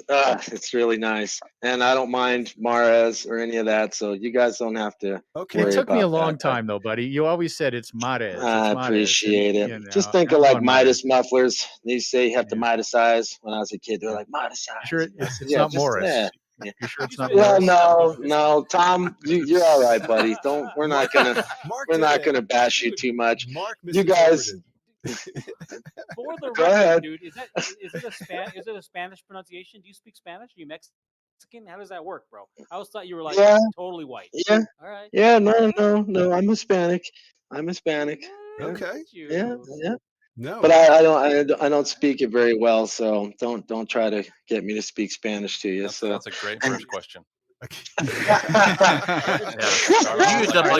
Let me start off then. Let me start off. You know, Robbie, we played a flashback earlier on in the show where you and Tony, again, winning Colorado State championships, as you have done, I think 6 of the last 7 years. At least that's the stat I quoted in the flashback. And I think that's right. But you know, is this something? Are you playing with Tony again this year? I would hope. I am playing with Tony, Nice. and there was one year we didn't play together. Oh, okay. And that's the year you didn't win, right? I probably, yeah. You're right. But yeah, we didn't play every single year. There was one we skipped. But talk a little bit. You know, we talk, and I don't want to open this can of worms, obviously. But for me, if you guys played together as a regular team, you would absolutely be a top 2, probably maybe 3 at worst team of all time.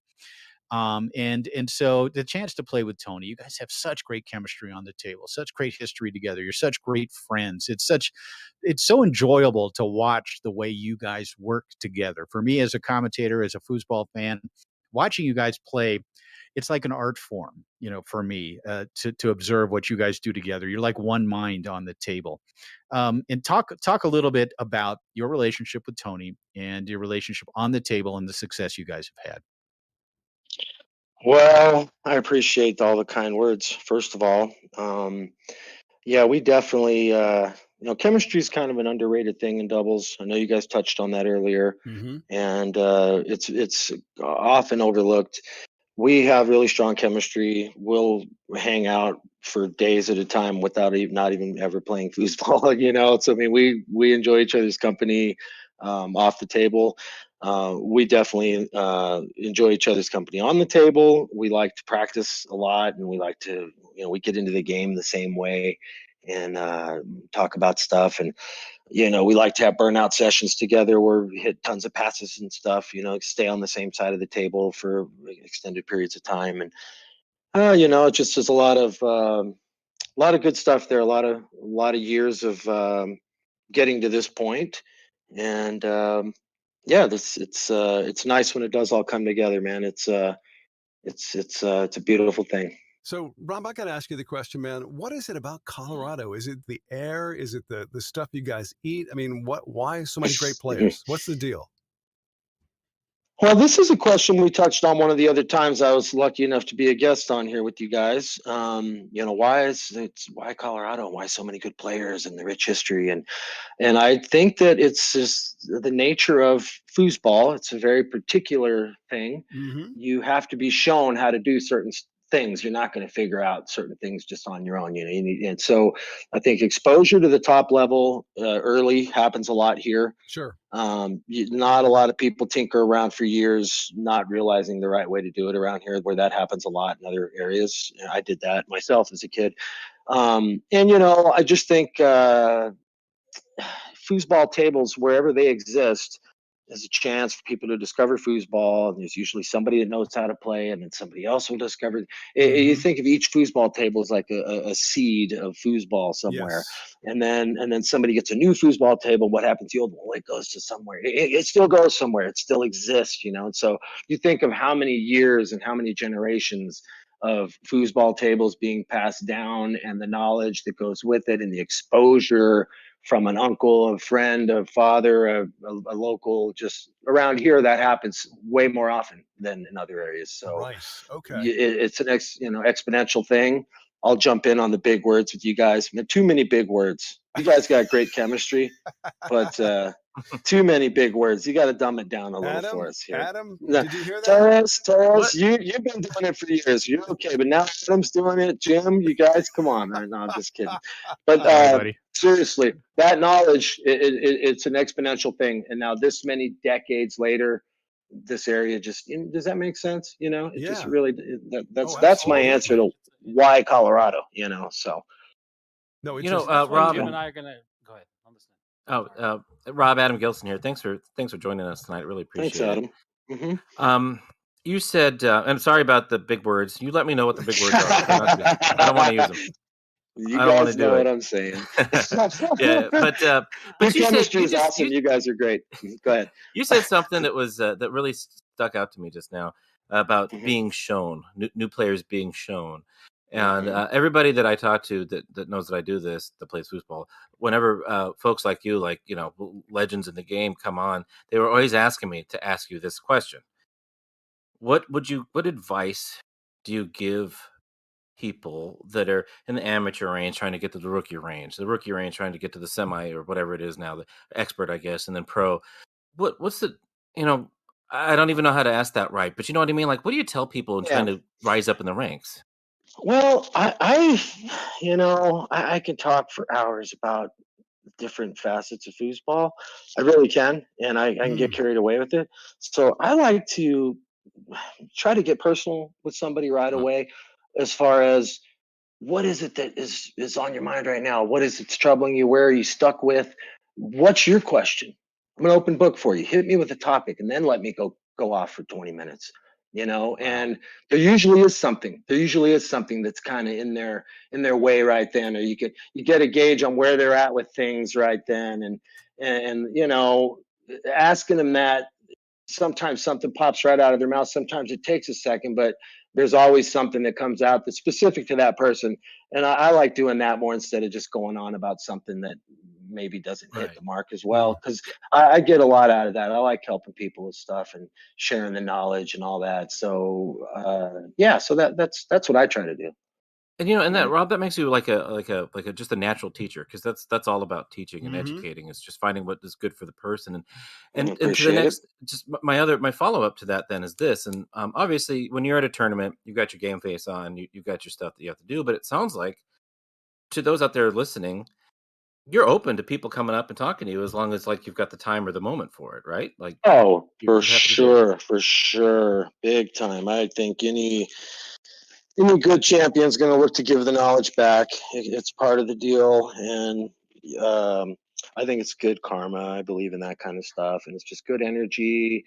Sometimes you might cover some stuff that you needed to review. Somebody asks you about something, and you lay down some basics. And it's all fundamentals, you know. And you talk about something. It's good for your foos brain too, you know. So I just think it's part of the experience. And of course, the part you touched on there was if you have time. Of course, we're all about, it's a selfish process when you're at the tournament. You really got to take care of yourself because no one else is going to, and you always got something to do or somewhere to go. And so I might try to either give them a quick minute right then or ask them to hit me up at another time. You know, sometimes you got to do that, and it sucks when you really don't have time or you don't want, you know, whatever. But I usually circle around and catch up with those people. I don't just say that and walk off on them. You know, I'm into that. Dude, so. I've seen it. I couldn't be more happy with where. I mean this sincerely. Like I've been to more tournaments this year than I have ever been to because of my participation with Inside Foos. But watching you coach that kid, was his name Patrick Costello over in Portland? You played with him in like the pro-am yeah. watching you coach Limited. that guy Yeah. like every single match, dude, that was amazing. And you know what else? Well, I've seen you smash people, smash like amateurs or experts, and then immediately after you obliterated them, coach them, like teach them, work with them, dude. That is really good stuff, man. Oh, Like, thanks, buddy. being around. That's so. That's really mastery. That's really sports Yeah, mastery. I just think that's the way. That's just the way, you know, I think it should be. And everyone's got their own style, and however you represent yourself's your own thing, and you've got a right to do that and everything, you know, and that's cool. But you know, I've never been a big fan of sapping the fun out of the game for somebody so I can beat them or making fun of them or embarrassing them. You know, honestly, I would rather help a guy with his game, you know, and shake his hand and get the real respect. And I've always said that to other people. You know, if you wanted my real respect, you know, paddle me and shake my hand. Don't make me uncomfortable or tease me or point at me or tell a better joke to me. You know what I mean? Beat me in foosball. You know what I mean? So We won't say any names, Bobby Diaz, but let's I've asked this question before, and I think I missed this question when you were on the show. But one of the things I like to ask the real masters of the game, and I have my own definition of master, right? I have my own, like, I don't believe in the point system. I think the masters in the game are the guys that have won majors, that have won world championships. I don't think there's any amount of points that can make you a master. So I asked this question of the masters. When you're in a tight spot and you have to get over the hump and win a match, we have to make a big point, make a big shot. This answer gets answered differently by every single master I ask the question of, but there's always some similarities. So for you, what is going on in your head when the pressure's on and you got to get over the mountain to win the match? What do you do in your brain to execute when the pressure's on? Well, ideally, you don't do anything different than you've been doing. If you're that engrossed in where you're at in the match, you're not really in the moment as well as you should be. So hopefully I don't find myself there to begin with.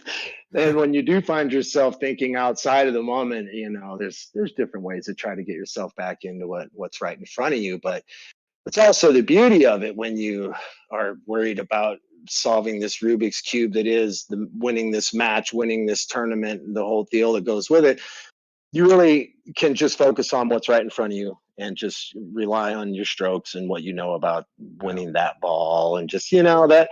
So dude, let's dive deeper into that. Let's dive deeper into that sure. right now for a second. There's an issue with that. So the issue is that for someone like you, now more than ever, it's easier said than done because you've been in the zone. Absolutely. The issue is people that are in the zone that get out of the zone and getting back in the zone. It's like, okay, in the zone is great. I'm here. I'm executing. It's all flowing.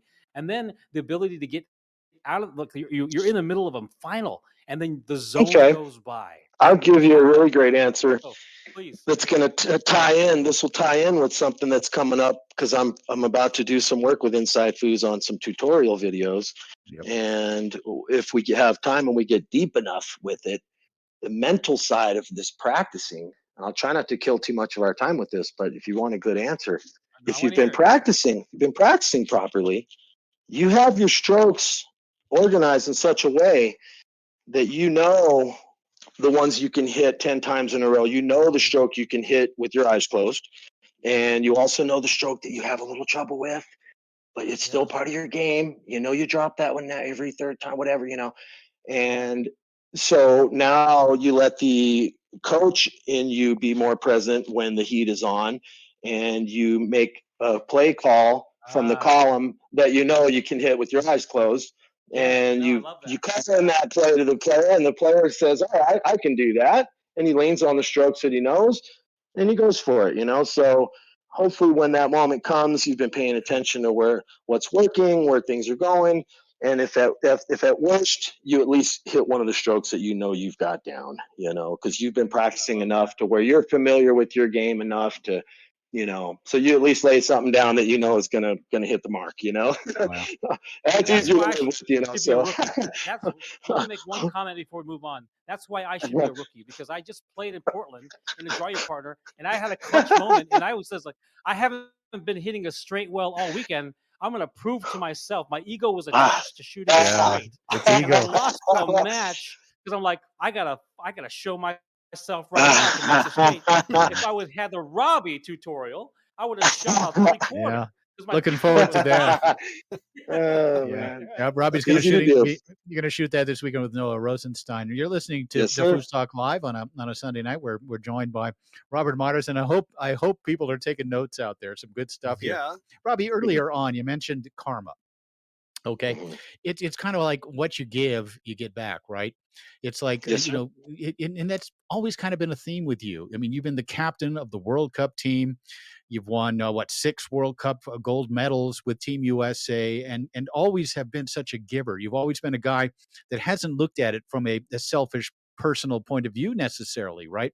It's about the team. It's appreciate it. about giving and knowing when you give that you're going to give back, and that's been evident so much in what you've said here tonight. But talk a little bit about the importance of being part of a team and giving and making sure as the captain of Team USA that you are empowering your teammates or empowering that guy you just beat, as Mark said earlier. It's about giving, isn't it? It's about giving, knowing that you're going to get back plus, isn't it? Well, that event more than any, Jim, really highlights all those points you just made about giving and doing for others and that. I mean, you're representing the USA, first of all, and then, you know, you're not playing for any prize money. It's all about the pride and the whole national vibe that goes with it. Oh, it's a whole nother level for sure. And yeah, I think it's been pretty healthy for a lot of us to experience that and to come together. You know, I mean, I always like to think back to the very first year in 06 in Hamburg. At one point, Gummonson looked over at me and goes, "I've never cheered for Terry before. Go out, Terry, Terry, big T, you know. I've never cheered for Terry before. Go, Terry." You know, it was just like I think it was just kind of cool for us to be on the same side for a minute. You know, we're just battling each other so much, and yeah, you know, yeah, especially being in a position like that, you know, making lineups and stuff. You really got to think about the bigger picture. Yeah, for sure. And that 2006 event in particular kind of changed the way all of you guys looked at things, didn't it? You never thought it would. You guys had been competitors up till then. Now you're all on the same team, all working for Team USA, and especially under those conditions. What an amazing event that was, that Saturday night against France. Enough said. But it changed. It literally changed the way you guys all looked at things, didn't it? Yeah, you realize, you know, we can battle amongst ourselves. We really can. We've showed that all year long. But you drop us, a group of Americans, in a foreign country, and you watch us bond together quick, buddy. I'm telling you, and it's Dude, awesome. You know what? It's awesome. Dude, yeah. You know what? It's questionable. It's questionable if 06 doesn't happen. If Billy and Tony, frankly, and that other and Ryan ingratiate themselves to you, because there was a breach. I mean, I still remember there was a disconnect between you, your generation, and Tony and Billy.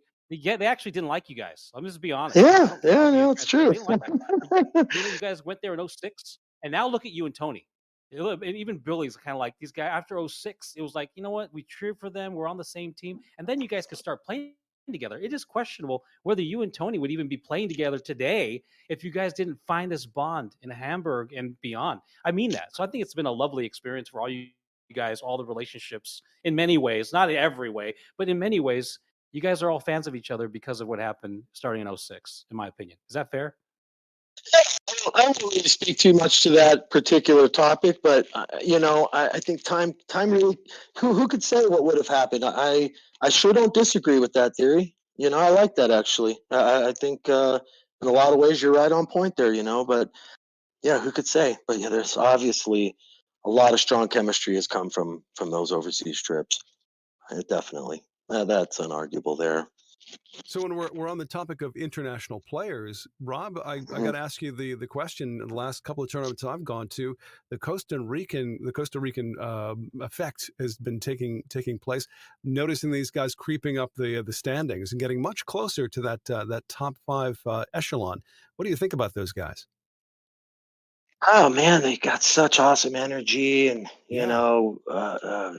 I mean, I'll show my age. They remind me of myself a little bit when I was younger. I mean, they're just so full of fire and just want to play every event and just want the win so bad. And you could just, you can't discount that. They're for real. And I think it's often the case that a hot player comes on the big scene like this. They'll make a big impact early. And a lot of us, we never played these guys, and we slowly start to get a little exposure. And if they can stand the test of time, is really going to be the thing. And it looks like they're obviously very, very worthy.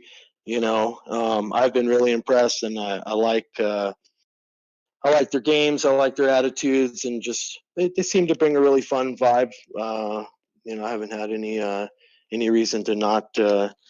Like those guys, they've always had cool players come over here, and like you said, this latest wave seemed to be a little more serious about it, and here to stay a little more, and that type of thing. So I think it's cool. Watching them play, I noticed their audience. Of course, they root for each other. So being in the room a couple tables away, I kept hearing "Vamos, papi, vamos." Remember what I just said about dropping a group of people into another country and watch them bond together quick, it's like those guys, hell yeah, they're supporting each other. Yeah, that's awesome. That's good. That's phenomenal. What a great, that's a great parallel, Rob. It's awesome. And it's genuine. They're, they love foosball. They love foosball, man. You got to dig that, Oh yeah. It's pure, man. It's good. That's the Rob, I got to go play hard. I got to go back to ask you something you said a while back in this interview here. Over the decades, we've talked, just kind of chit chatted. I don't know much about you, but what I do know, the reputation that precedes you, is that you are a practicing, training fanatic. Like you are a machine. You go at it. And you said this about 3 or 4 times earlier, where you talked about reaching into your well when you're playing in a tough match, and you shoot the shot. You shoot the shot that you practice with you could shoot with your eyes closed. You said that multiple times, and in my head, I'm thinking, you practice with your eyes closed, don't you? Come on, be honest. It was a figure of speech. Yeah, I do have a couple strokes that I sometimes will do blindfold trick shots with, but no. It's not really something that's not a practice technique, but I think that level, you know what I'm saying. Yeah, it's up at that level, but I mean, I wouldn't put it past you because, and I'm always trying to peer into the master mindset of knowing, sure. Fair question. Of knowing, like, to what degree would you go, and I'm curious, like, what degree would you go that you do? Would you practice or prep for a tournament that other people might be like, yeah, okay, serious? Okay, a serious answer to that would be an extreme practice session for me would be trying and I'll just pull something out of thin air kind of, and this has happened before, like trying to hit 10 in a row, 1 finger longs each way, let's say, and sometimes I'll even attach time limits to each shot or whatever. Let's just say you have open time, 10 each way, 10 pushes, 10 pulls, and let's see how many shots it takes you. So if you went 10 for 10 each way, you would have nailed it, So it's like, well, I went 10 for 15 the one way and I went 10 for 20 the other way, or you might lose track. And when you do a drill that's that extreme, for anybody that's listening and thinking they want to try this at home, do not do a drill like that unless you set a time limit next to it. Seriously, this is huge. Because if you're like me, you're very stubborn, a very will-powered person, and you say, I'm going to do this, you'll sit there until you do it. And a drill like that, you could injure yourself. You could frustrate yourself to a point where you're really not going to get forward. But so you do a really extreme drill like that. Like I'm going to go 10 for 10 each way. You set a timer, and that timer goes off. You're done. You gave it a shot. You went for it. You're done. You're going to, if that's 10 minutes, if it's 20 minutes, set a timer. Don't sit there until you do it, because you wear a hole in your hand shooting rollers, or your arm will fall off or something. Yeah, your brain's going to fizzle out, So understand when you enter into that arena that you're just doing something that's super extreme to just really just, and if you do it, well, it's great, and it's fun to measure your and it's good pressure practice. And there's a lot of good things that come from that. But that is just one example of something that, like, how far would you push yourself to, how about something like that? Which it can get pretty gnarly when you're trying to do that, So for sure. Something like that.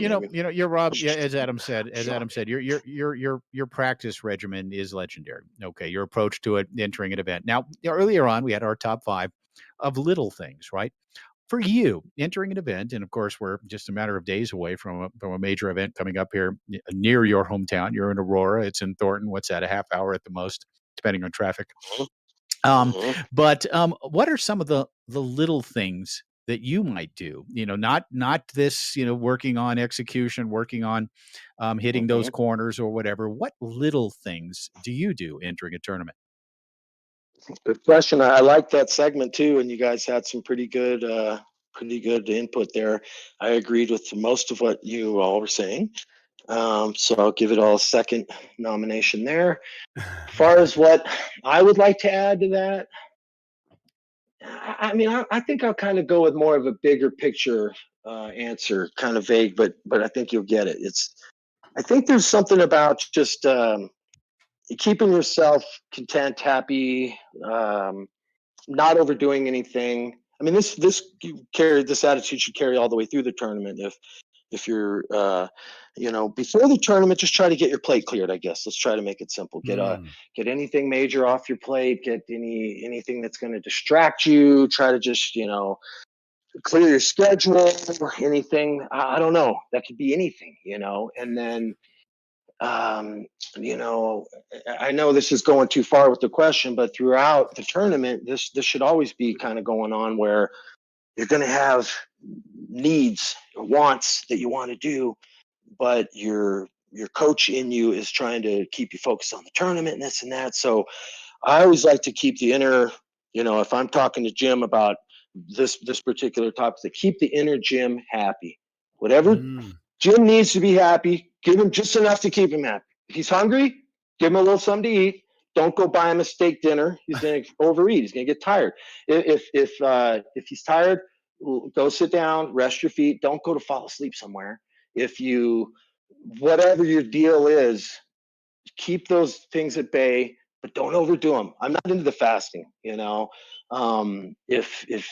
so whatever your thing might be, just try to just keep yourself cruising at a happy level. I said before, it's funny, it doesn't really go with the whole giving thing of the World Cup and all that, but when you're in these things, it's a very selfish thing. I said that before. You gotta make time for yourself. You gotta make sure you've eaten. You gotta get your sleep. You gotta do whatever it takes to keep you happy. Generally, it sounds so simple. It might be anything. For one person, who knows what it is that they need, that they think they need. Well, just don't overdo anything is my point. That's just, you don't fast. Scratch those itches. No, I don't fast. But you eat one waffle for breakfast, bro. Right, right. And I'll be eating just an apple here, a little bit of something there, a little sandwich here. I never do big meals. I just eating, just eating real light, So I don't know. That wasn't really that great of an answer, but I told you it was kind of vague. Great answer. It's kind of vague, but at the same time, the little things, like you said, can add up to big things. It's easy to. Yeah, great answer. And when I'm giving a clinic and you want to illustrate just feed that point, the fire enough to keep it turning. right? That's Just feed it. it enough to keep it That's burning. it. Sure. And here's a good one for you guys. Now, how many times you're watching foosball or playing foosball and it goes down to 4-4, match ball, whether it's every game or the end of the match, it's always one ball. Oh, man. Okay, so don't tell me the little things don't matter. Mm-hmm. Yeah. Okay, it's that simple. Right. How many times Yeah. does it go 4-4? There's a little thing right Yeah. there. Could have mattered. You know what I mean? So That's little right. stuff matters. The No, details. you're describing a big thing, and just to put a bow on it. You're describing like a minimalist approach. It's actually So, like a purist approach. It's a purist approach. Yeah, it's about idea is, balance. what is Yeah, it's the balance. Yep. well, when I mean purist though, what is the least amount of intervention to get the optimal outcome? so Yeah. much for everything, Yeah, that's whatever it. that That's a thing big deal might be. It because might be food, might be beer. And I've done this with Spear. I played with Tom yeah, and he wanted me to fast. So he put me on a liquid diet. I had to get my liquids approved by him. Okay, you can drink that. Nope, that's no good. I had all my stuff ready. I was allowed to, maybe eat an apple or whatever. And I mean, I've gone all full circle with this, experimenting with it. And I don't want to go too far off topic, but this is good. Okay, so I'm in a match and my stomach's growling. And I'm like, I'm freaking hungry, and we lose the match. And I'm like, that's a distraction. This is BS. I should not be thinking about that in my match, Okay, so now I'm playing with Tom. Let's just say this may not be exactly how this went down, but okay, now I'm playing with Tom and I'm hungry. So I eat some food. And he doesn't know I ate food.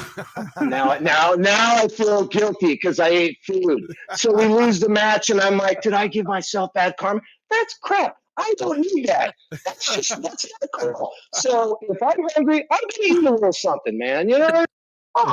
So don't go to the extremes. Yeah, that stay in can the be with middle. anything. There might be a guy who Yeah. he likes to drink I a beer love, when he plays, dude, but dude. when he goes down there, he doesn't want to drink the beer. So now he feels, well, now he was all tight. It's like, God dang, I needed to drink a beer, So maybe don't drink a can, but hey, if you need to take the edge off, Let me take just a say, sip of beer. This is poetry. look, dude, Oh, I'm gonna take my this bit. goodness. I'm gonna tell you what I'm gonna do So, right now, Robbie. I'm gonna take this bit where you hid a meal from Tom Spear. I'm gonna have Tom give it to me. I'm gonna have Tom give me the audio of this, and I'm gonna make a video about it. It's gonna be hilarious. But I gotta tell the world that you had a meal behind Tom Spear's back. Oh Oh, my man, goodness. then I Gotta tell the felt world. bad, and it's just like, this isn't helping. Well, This is not that helped helping, teach you, right? That helped teach you Yeah, I about had to go to all the balance. different directions to find what I thought works, for me at Wow. least, So anyway, I thought that was interesting. So Love it. I love Wow. Amazing. Yeah. Well, Robbie, I had another question for you, but sure. I don't know now after that. But I was going to ask you because of the large history that you've had in foosball. Give us your just craziest, wildest foosball story. But hiding a meal from Tom Spears got to be up there, right? But I Hard mean, to top that. give us something else though that you feel comfortable telling potentially hundreds of people, if you don't mind. Oh, I would love to tell some crazy food stories. Jeez, I was just trying to think of something that's really good. How about, I don't know. I've had some fun with some fireworks before. How about something that specifically on the tour? happened at Colorado State in the past? What specifically at that tournament has happened to you that's crazy? Jeez, I don't know, guys. I can't seem to pull anything good here. I'll tell you what. No, I put you on the spot. Let's okay. You're an in the moment. You're an in the moment dude. Let's just come back to it. Let's have somebody else ask you a question. If something pops up, stop, shout, say, Okay. "Hey, this one time I put a hamburger underneath Tom Spears' couch." Whatever. Yeah. Now, I can't get away from the message of just doing enough to feed the fire, right? Not letting it burn too hot. That's just a big being, one, Jim. being aware of that, right? And that's something you had to come to, and it took a lot of time. It took hiding a meal from Tom Spear to get to this middle ground that we all should have when we're playing in a tournament, especially one of 3 or 4 days long, where you're playing all these events and going deep into these events. But to have the awareness to be feeding that fire just enough, not overdoing it, not having the steak dinner, not taking the nap, but just doing enough to kind of keep that fire burning right where it needs to be in order to continue to perform at peak level. And I think that's an incredible message. And to hear it illuminated the way you have tonight has been extraordinary. As Adam said, it's poetry. It's beautiful. I mean, Super what cool. a great message for everyone. And especially on a night when we've talked about the little things, right? That make all the difference. And that's part of it, right? It's just making sure you take care of yourself. And I don't believe it's selfish. Yes, you're focusing on self, of course, but it isn't really a selfish, bring everything towards me sort of thing. It's just what it takes in order to be a champion. And I think if you talk to anybody from any sport, whether it's boxing, whether it's football, whether it's basketball, whatever, the great players would have a similar approach. They would have to, right? Yep. Into their game, this moderation, this management of self.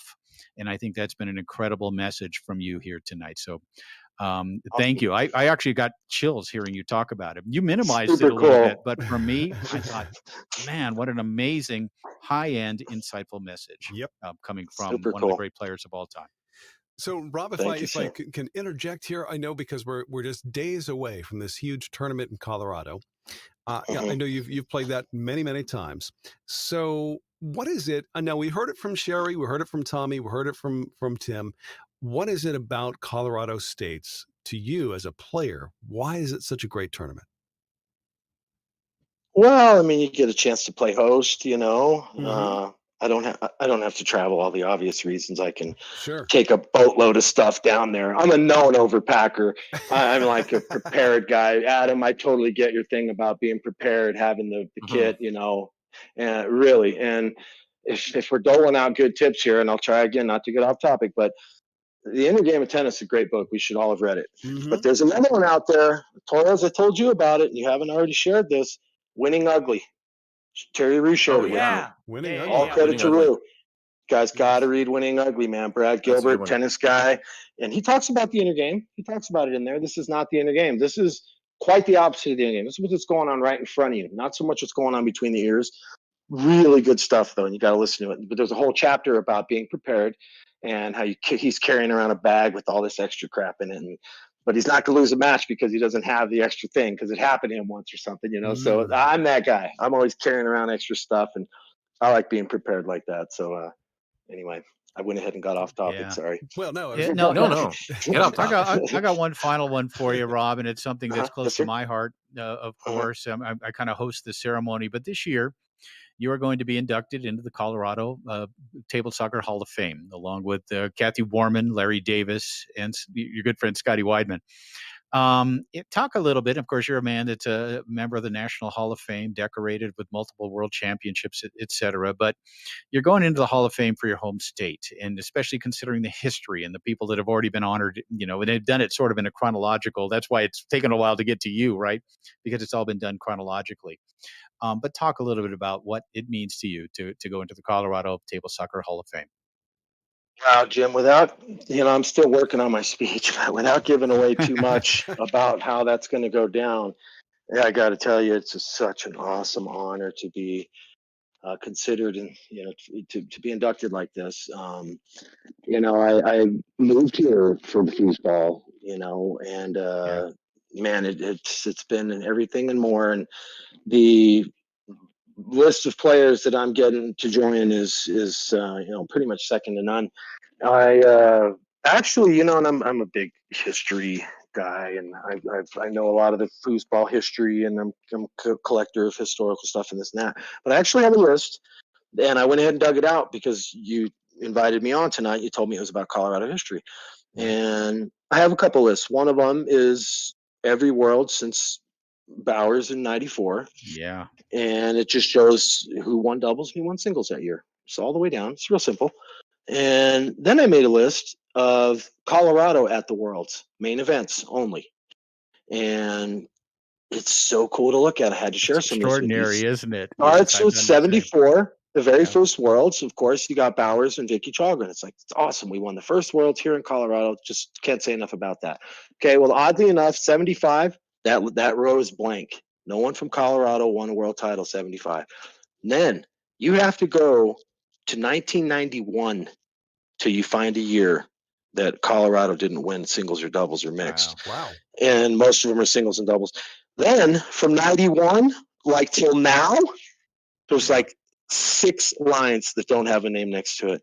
So, I mean, that is a rich history, you know, and I was just looking at that list and I was like, God, I got to share this with the guys tonight. You know, so again, the starry-eyed kid moving up here to play foosball and join the scene, you know, to look back to tell that guy now that, you know, I'd be joining this list of the most established list of players almost that there is just such an incredible honor. And being the history buff that I am, it's just I really get the impact of it and just, man, it's big. It's big. I mean, you know, Bowers and these guys Brother, are like Babe Ruth, you know, and now I'm getting to be in a group with those guys. Just forget about it. You know what I mean? Bro, I know you're not tech savvy. But before the end of the weekend in Colorado, I'm going to introduce you to something called Wikipedia, and that thing has whole history is on there. It's going to blow you away, dude. Foosball history? Seriously? It's Okay. going to blow you away, brother. Nice. I'm going to blow your mind. Is there a foosball history page on there? There's a list that goes back to the 70s. Okay. I think. Jeez. It's awesome. Okay. Yep. That's good. It should go back to 74. Mm-hmm. Wow. So yeah, it means a lot, Jim. It's going to be awesome. It's going to be awesome to be to have made it into the group up here and to be accepted in this kind of way. Couldn't think of a higher honor. So yeah, Congratulations, really awesome. by the way. That's awesome. Thank you guys. Thank you very much. I appreciate it. Very humbled by it. Yeah. Mm-hmm. Well, it couldn't happen to a nicer guy. Plain and simple. Thanks. Thanks, fellas. So yeah, a great job tonight. What an amazing. I mean, literally, I'm putting this show tonight in our top 5 ever. I thought some of the stuff tonight was extraordinary. No, we've got about Jim. We're down about 5 minutes here. I've got so many more questions for Rob. Anytime. Yeah, hit me with more. And I love doing this. You guys want to hit me up anytime, you know, I'm all about it. So cool. So what else you got? Great.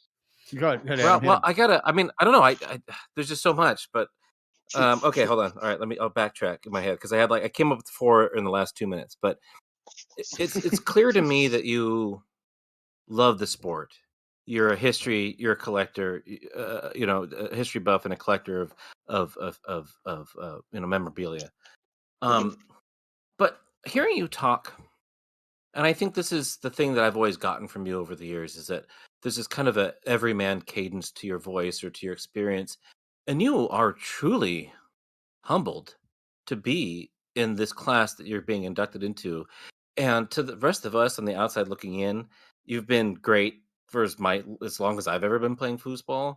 But it feels like to you that you're, I don't know, like you worked hard at this and it wasn't something that came naturally, so to speak. I don't know. That's not trying to be insulting. I'm just trying to get down into the dirt here with you. Is like, you know, where do you feel on your level of, you know, where you are in the game right now? I feel like I've definitely worked hard for everything, but I feel like it's been pretty natural for me. Foosball just kind of just came to me like a natural thing for me. And I don't know, it's just people's attitudes come out and what they do. And, you know, I'm just kind of a worker maybe. And, you know, like I'm a practicer, you know, so yeah, it's just my personality showing through. And the humble part, I mean, God, look at the people that we have to play against. And, you know, sure, it's easy to get lippy and talk about how killer you are. But I mean, honestly, you stay pretty humble playing this. There's so many good players around us. And, you know, as soon as you think you're the king, you're going to get smoked by somebody. You know what I mean? It's easy to stay humble in this game, man. Look at all the great players you got to deal with all the time, you know? So, you know, I maybe if my attitude feels like it's changed in the later years here, it's just, I don't have anything I feel like I'm as excited about having to prove to anybody. And, you know, I've, you know, made my accomplishments and I feel very comfortable in where I'm at with all this. And I'm just enjoying the game more. And maybe I'm a little less fiery at times than I maybe would have been. And I don't know. I mean, I've always admired that about like Lafredo. It's like, God, does he ever feel pressure? He's played so many tournaments. He just doesn't really care. You know, it just doesn't. So I kind of try to be like that a little bit. You know, we're always emulating the king there. But, you know what I mean? It's just, you know, and Adam, I know we played go way back, you know, so maybe that's part of what you're seeing, you know, I don't know. But, yeah, it's just all just come at the pace it's come. I just feel like I was kind of where I was supposed to be for it all, you know. So, yeah. That's awesome, man. What a great last words there for tonight. You were just where you were supposed to be, and there's so much truth to that. Thanks, Robbie. Continue to be you. Continue to do your thing. Continue to give to the sport because we sure appreciate it. I will, Jim. Thank you, guys. You keep up the good work. I like your show. Keep it up. I knew you were Mexican, by the way. I knew you were Mexican. Anyway. That's okay. That's okay. Wow. Way to wrap things up, Mark. Yeah, good job, Charles. Coming and going, buddy. All my best friends are Mexican. All my best friends are Mexican. Fernando's Mexican. Don't forget it. Somehow. Love you guys. All right, buddy. Thank you. Thank you so much. See you next time. See you in a few days. Bye-bye. Bye-bye. All right, Rob. Have a great night and good luck this week. We'll be appreciate that. Yeah, rooting for you. Yep. Absolutely. Yep. Hit me up anytime, guys. I love being on the show. Keep up the great work. You got awesome chemistry, man. Keep it up. Oh, thank you so much. Yep. See you Thursday. Later, boys. All right. See ya. So Mark Torres manages once again to bring race into the situation. Love it. It's we can always be. You're welcome, my boy. You're welcome, my boy. He's allowed to for some reason. I'll have you know that I have 3% in my DNA Middle Eastern Hebrew. So okay. So there you go. Things are always wrong, and that's white too, by the way. But anyway,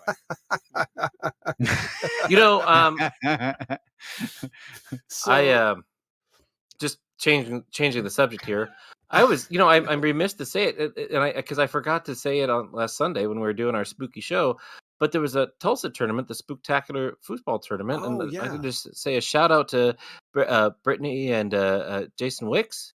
Yeah, all the stuff they did out there. That was a lot of fun to kind of tracking the brackets and everything. When I was being terrified by Jim's scary stories. Yeah, I apologize for that. Yeah, Hey, great show tonight, guys. Yes. Robbie was great. It was great to talk a little Colorado foosball, and as we look forward to what should be a monster event next week. Yep. But yeah, really good stuff. Robbie really took it to another level tonight. I thought he was amazing. I thought he was amazing. Oh, God, it was beautiful.